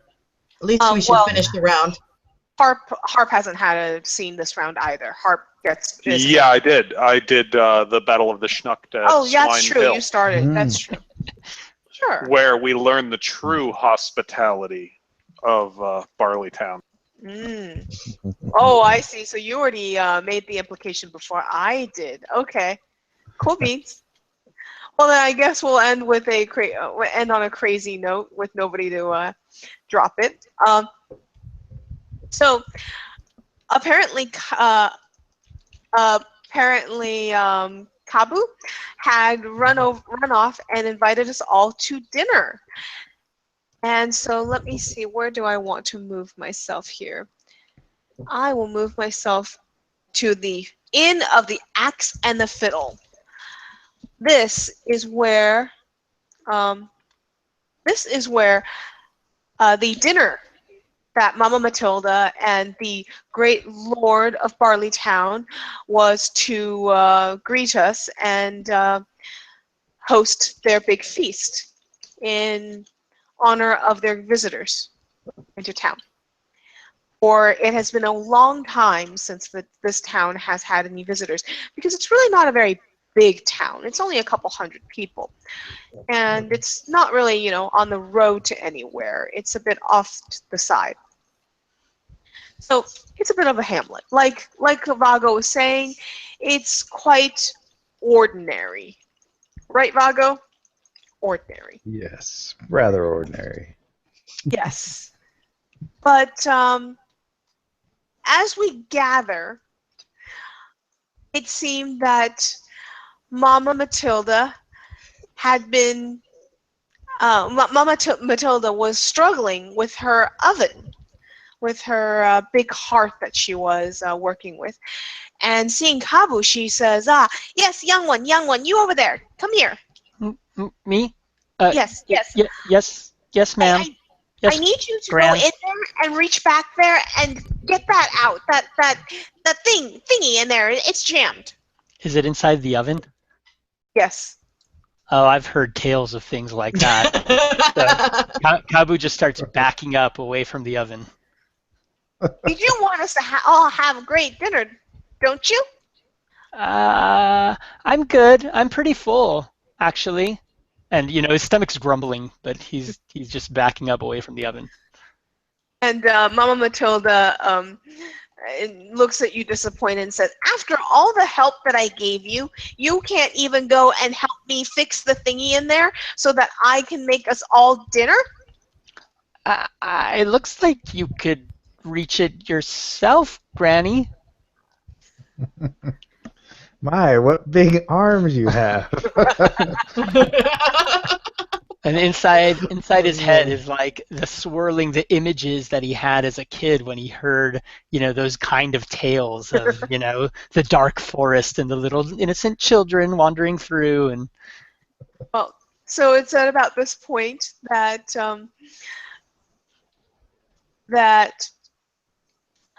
several of the townspeople come in and grab you, and this is when some of your party is still gathering, and they haven't quite arrived at the axe and fiddle inn yet. And so the townsmen, a couple of them, grab you and throw you into the oven. And quickly, Mama Matilda tries to latch it, but this is when when Piccolo comes in and says, "Hey, that's not nice." And quickly Vago and Elamura follow behind. And Vago's got something. Oh, cool. Vago says, "What do you do with a drunken patron? What do you do with a drunken patron? What do you do with a drunken patron early in the morning? Oh, Throw 'em in the oven, spice 'em up hard. Throw 'em in the oven, spice 'em up hard. Throw 'em in the oven, spice 'em up hard. Not with my party today." And just kind of throws down some kind of huge magical burst and catches all their attention. Well, what's really funny is, that's actually right along the lines of what I was thinking, was that, all of a sudden, as we come in, we see this, and at first, Piccolo's taken aback, and Vago starts this, and Vago and Piccolo and Harp both, have similar thoughts that they're going to use magic here. And so all of a sudden, Piccolo, for the first time, throws back his hood, and you see his satyr horns, and he goes, "All right, now you've messed with the wrong people," as the boom goes out and catches all the bad guys' attentions. And Piccolo says, "Now, in the Mistwood, we do not treat people like food. We treat food like food. Now go to sleep." Nice. And at that point, right after you catch all their attentions and have them, startled and reeling, Piccolo picks up his pipe and starts to play a tune. And everyone starts getting very sleepy, and he goes, "No, no, no, not you!" And he starts tapping on Vago and tapping on Elamura, keeping those two awake and kicking them so they can play his pipe. Meanwhile, you very hear good song. snoring coming out of the oven.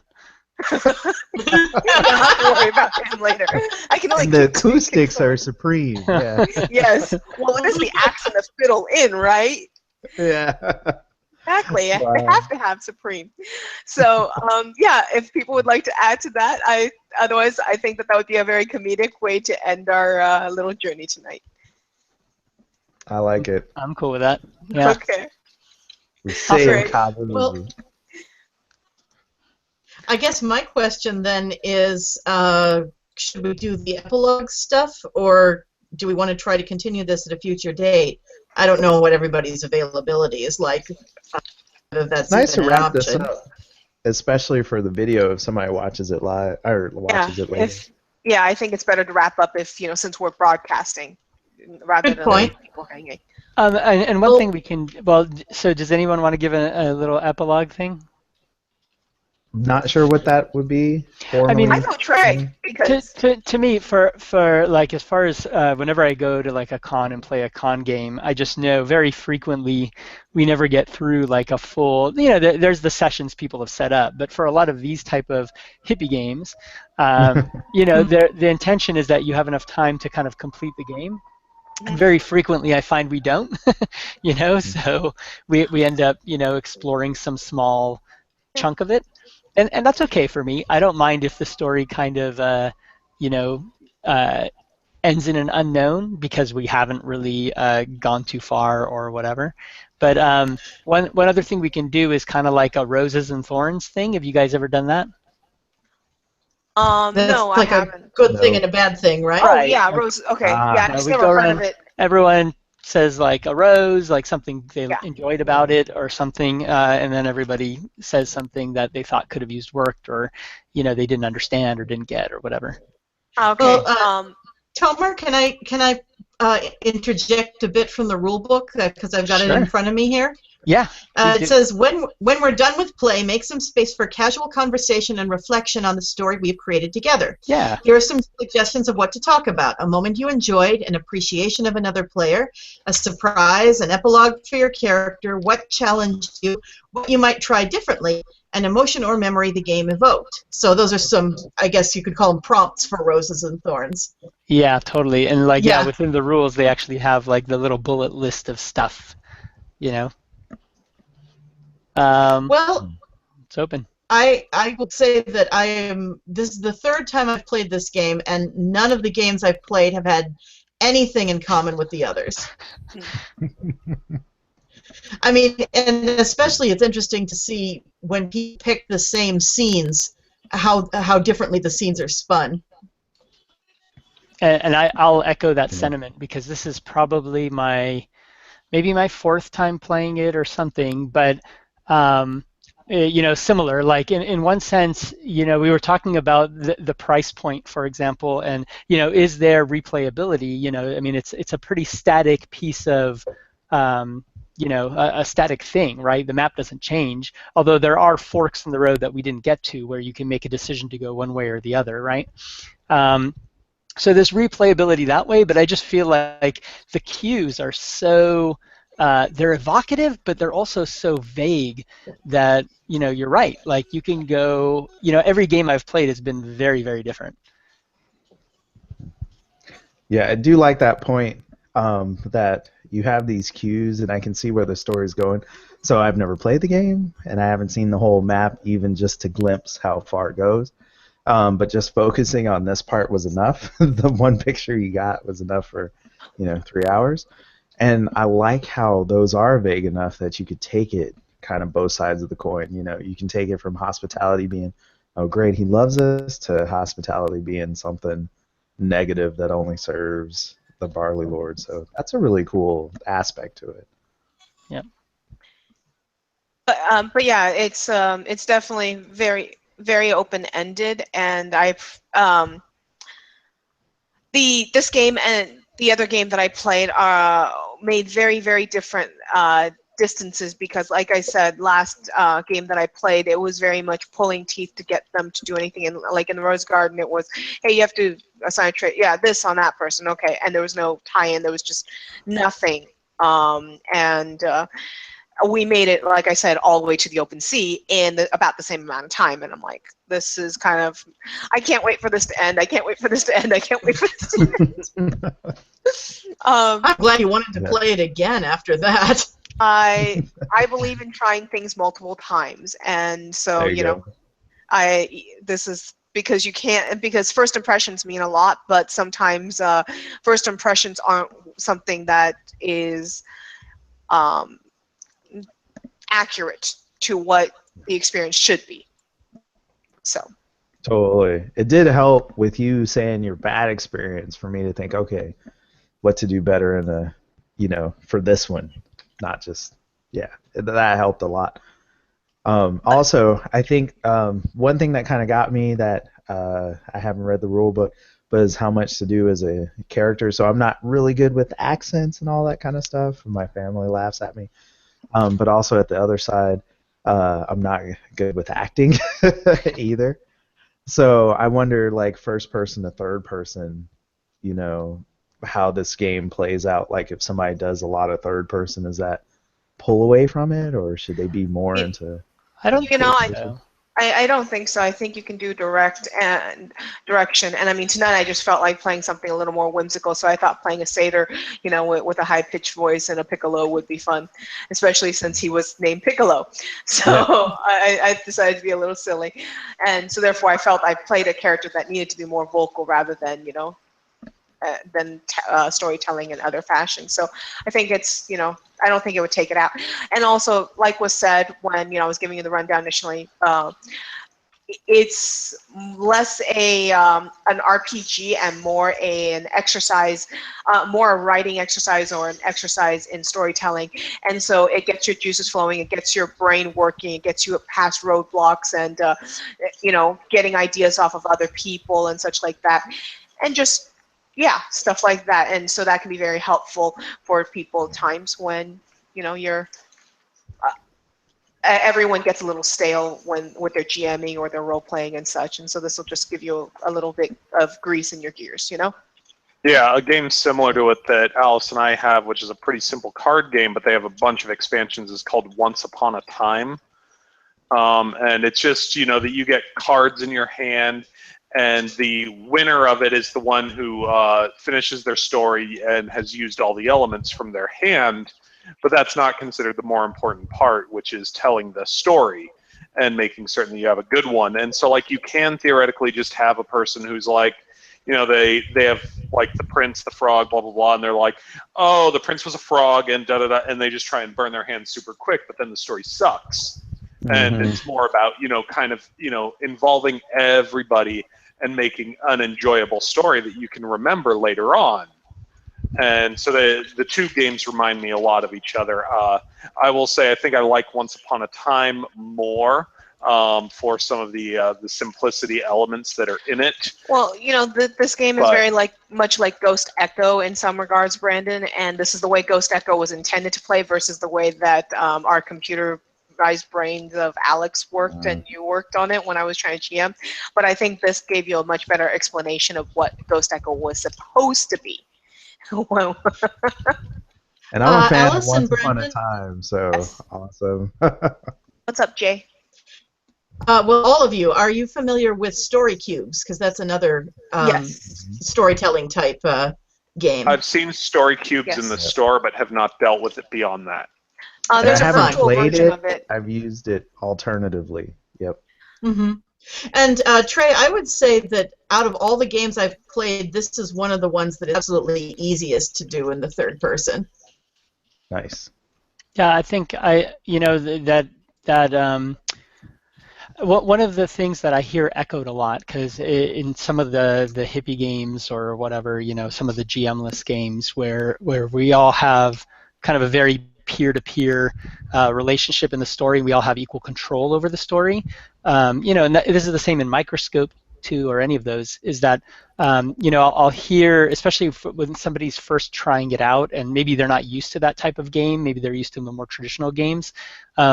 You'll hear that kind of concern, like, oh, I'm not being, you know, I couldn't think of anything creative, or, you know, it could be an accent thing, it could be a, you know, I'm not describing it the way the other people are, maybe they're role playing and I'm doing the third person stuff, or vice versa, or whatever, right? But I think the best thing to keep in mind with these is, you know, if you take a step back and not, you don't worry too much about that. And I'm not saying you are, but, you know, like the advice I've heard given, and even in this these instructions, they do this, they give this exact piece of advice, which is kind of like, you know, don't worry too much about what you're bringing. The fact is, everyone's going to bring their own elements. Everybody's going to, you know, create the story, you know, or bring things to the story that nobody else would have. And in my personal experience, you know, like I'll play these games and I'll just throw something out there as just kind of like a, you know, a throwaway idea or a concept, or, you know, and I'll think like, oh, well, I don't know what to do. I'll just put something else out there. And what I find later on at the end is when we're talking, people are like, oh, I really like that part because then I played off of it in this way. And, you know, like I had no intention or clue or anything that, you know, whatever I said was some creative vehicle for somebody else, because at the time it just felt like, you know, I was It's just throwing obvious. something out there. Yeah, it was obvious. It's a rule in one of the books that Yeah. one of the I forget what rule Brandon was. Hold on, sorry. Let me get my thoughts together. There we go. Brandon a while back was reading one rule book about, or not rule book, but a guidebook about GMing tips and such like that. And what's funny is he then came to me and said, "See, this is what you." There's a statement in here that describes you, Alice. And I said, "What's that?" And he said, "You state what's obvious to you, and it seems way too obvious to you because you then complain, why didn't anybody else think of this?" And the truth is that nobody else thought it was obvious, and it might seem genius to everybody else for some reason. And so therefore, always just state the obvious because you state the obvious because it will be a genius idea to somebody else at the table, maybe. I'm sorry, I got a little distracted, so therefore I had to repeat myself to get myself back on train of thought a couple of times there. But yeah, that's exactly what I was thinking of when they were saying that, Alice, was that exact passage. I think it might be Play Unsafe is the book that's from. Yeah, it's... Haven't read it, but I've heard of it. And Trey, it's a good idea.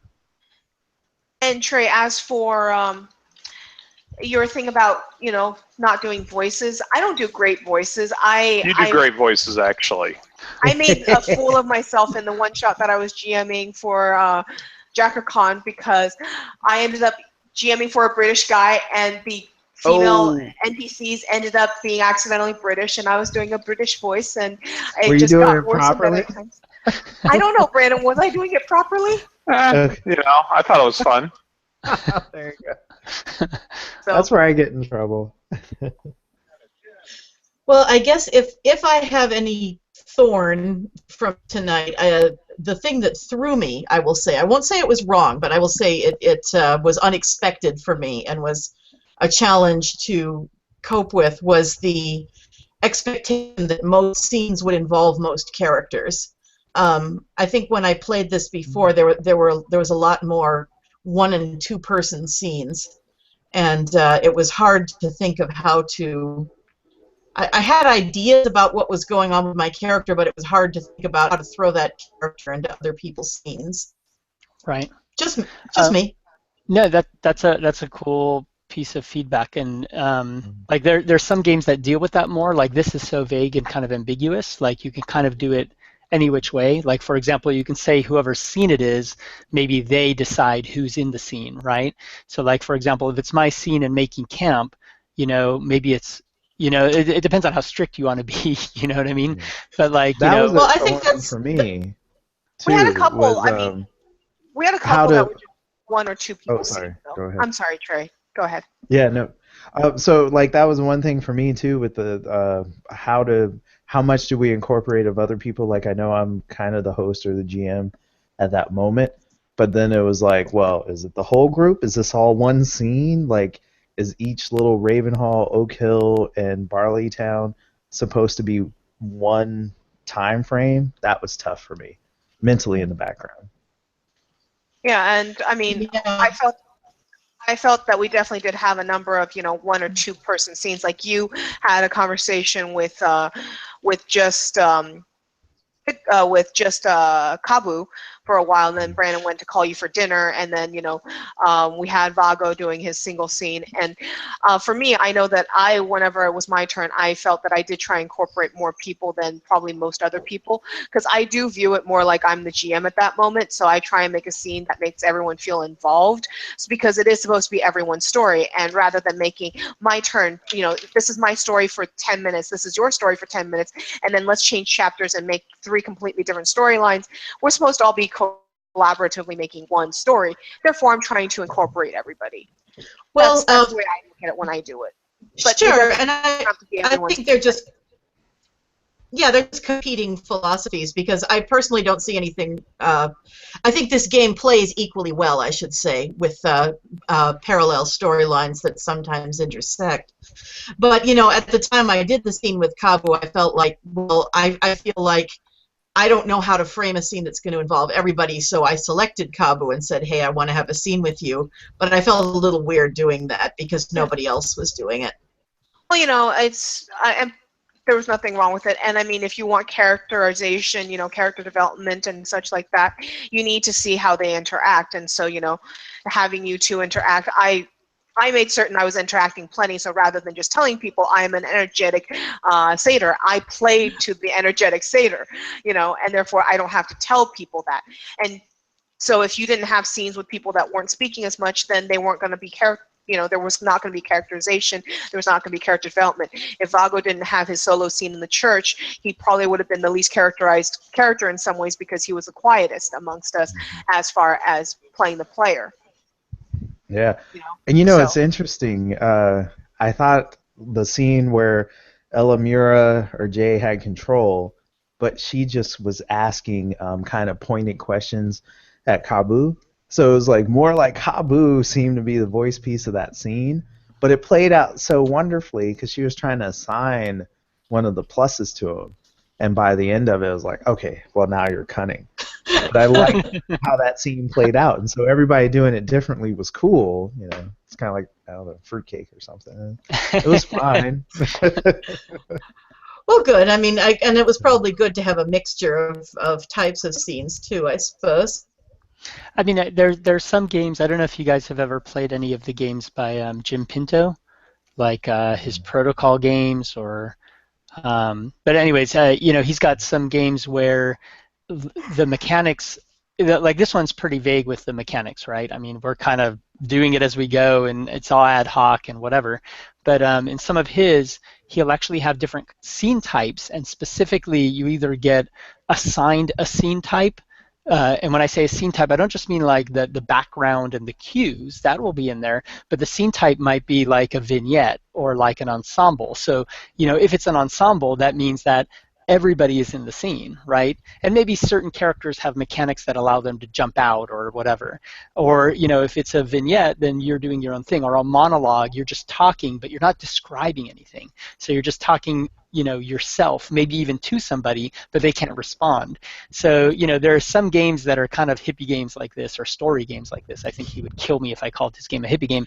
But It's a Happy Jack's term.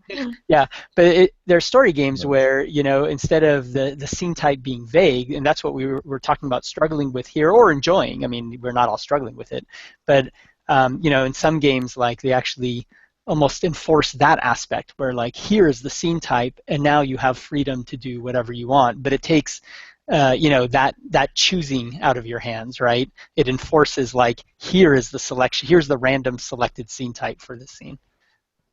And that's that rules light. It's like a rainbow. Are you on the left side or scale? Yeah. Rules light, rules heavy. Yep. Yeah, and speaking of rules light and what we talked about in Dragon Chat, Trey, most of my gaming group, you could not get them to play this. You could not bribe them with enough money to play this.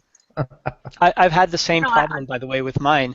Like, I've got, and it depends. I've got different gaming groups now, but my traditional gaming group that I, ran through stuff for the last 2 years, they like having a quest, and, they're not like D&D-ophiles, but they love some mechanics. Like one or two of them, they want the rules out there because they want to be able to, play evenly, almost like a board game, so they want some of those mechanics, Whereas our gaming group is not short on the storytelling. We are very good about that. But a big part of it for us is that our gaming group definitely does like to have the heavy mechanic systems like Hero System or Shadowrun or stuff like that. Yeah, it's no different. Like, these guys love to role play, but when it comes to like the combat stuff or whatever, they want to know that they're playing in an even system with me as the adversarial GM. Even though I'm not an adversarial GM, they want those mechanics. And as soon as we go into these like hippie games, sometimes it kind of turns them off. It's like too fluid.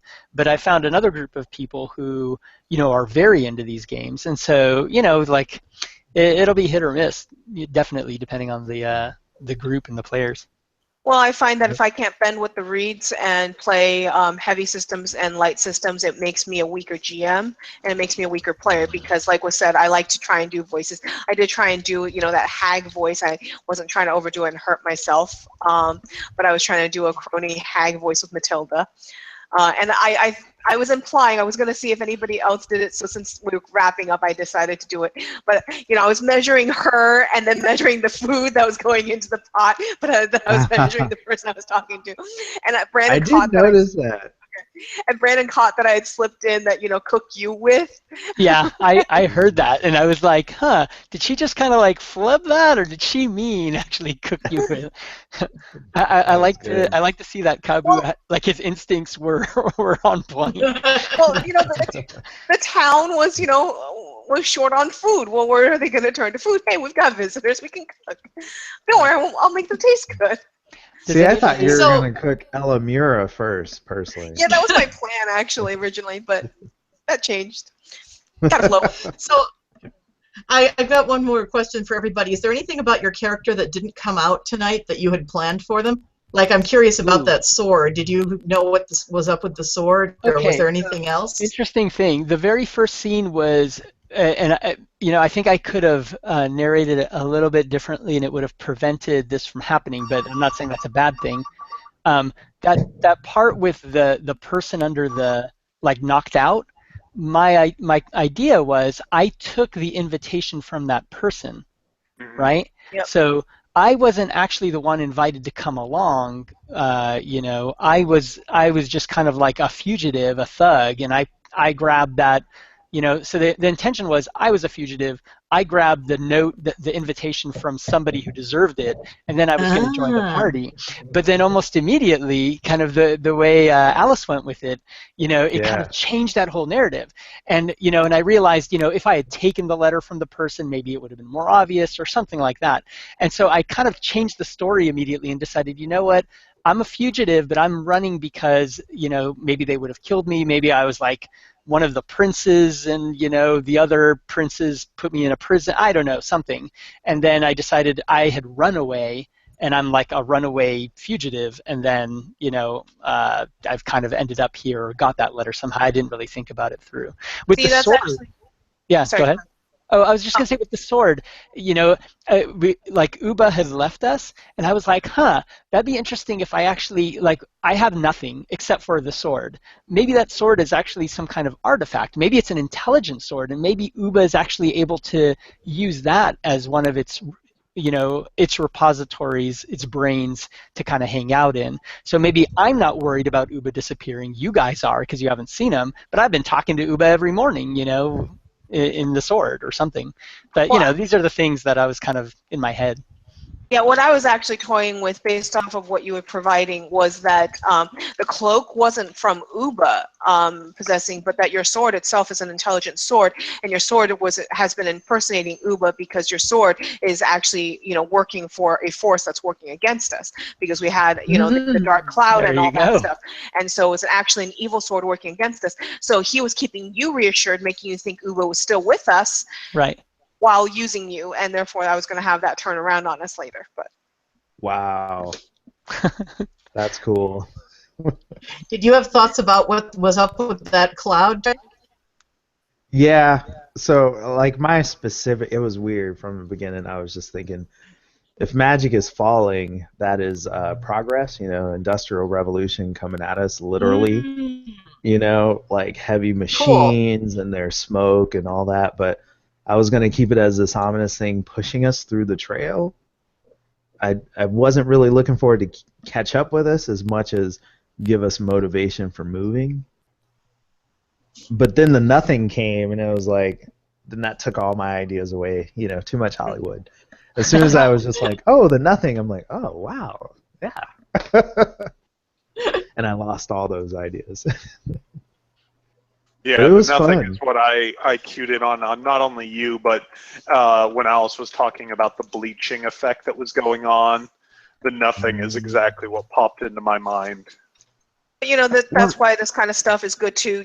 This might not be your normal thing or your favorite thing to role play, but flexing your storytelling muscles is important, and I feel that way, especially as a regular GM, that if you can't keep your muscles flexed and keep having new ideas influxing through playing a variety of systems and games, and this is why I played 100+ systems and keep trying different ones, then your games are going to stagnate and your games are going to become stale and your stories are going to become the same thing over and over. Yeah. So I have to say, if I felt a little bad once the nothing word came out of my mouth, I was like, wow, did somehow subconsciously I just replayed a movie? You know, like we're talking to how you're saying, keep yourself fresh. I'm like, wow, I wanted to shake it up more. I didn't think of that at first as being the never-ending story, but I'm like, it Well, totally fit just in a different there's only mask or skin. there's only X amount of stories in a given game, so in the given world. So it's all how we skin it, how we replay it, how we rewrite it, and to keep it fresh. So there's nothing wrong with being inspired by something else and giving it new life. Totally. Well, Agreed. I did work out what a crab singer was, although I never got to work it in anywhere. I was waiting for Oh, your yeah. crabs. What was it? What Well, were you thinking? crab singer. Okay, I decided that there are at least certain people in Estelia who are shapeshifters. So some Mm. of them are like silkies; they become sea lions or whatever. They all are like aquatic shapeshifters. So a crab singer is a crab shapeshifter. I Cool. love it. So just to tell you real quick what my previous game was, the crab singer was someone who could sing whenever he sang. Literally, it would start raining crabs. That's Oh, awesome God. too. Wow. That was We're literally what he hungry. was. Every time he would sing, it would rain crabs. And so at one point we were fighting a town full of undead, so he started singing, so crabs would fall on the undead. Wow. And eat them, because that's what crabs eat. Never thought Nice. of that. Amen. Well, thank you Yeah. so much for running this, Tomer. Oh Thank yeah. you very Yeah. much for Well, I hosting. mean, I feel like we all kind of ran it, but that's the great thing about hippie games. Yeah. It was great that you pulled it out. Thank you. Yeah. Yep. Not a problem. Um, hey, quick question. I'll hit the stop broadcast now, but Okay. for all you in internet land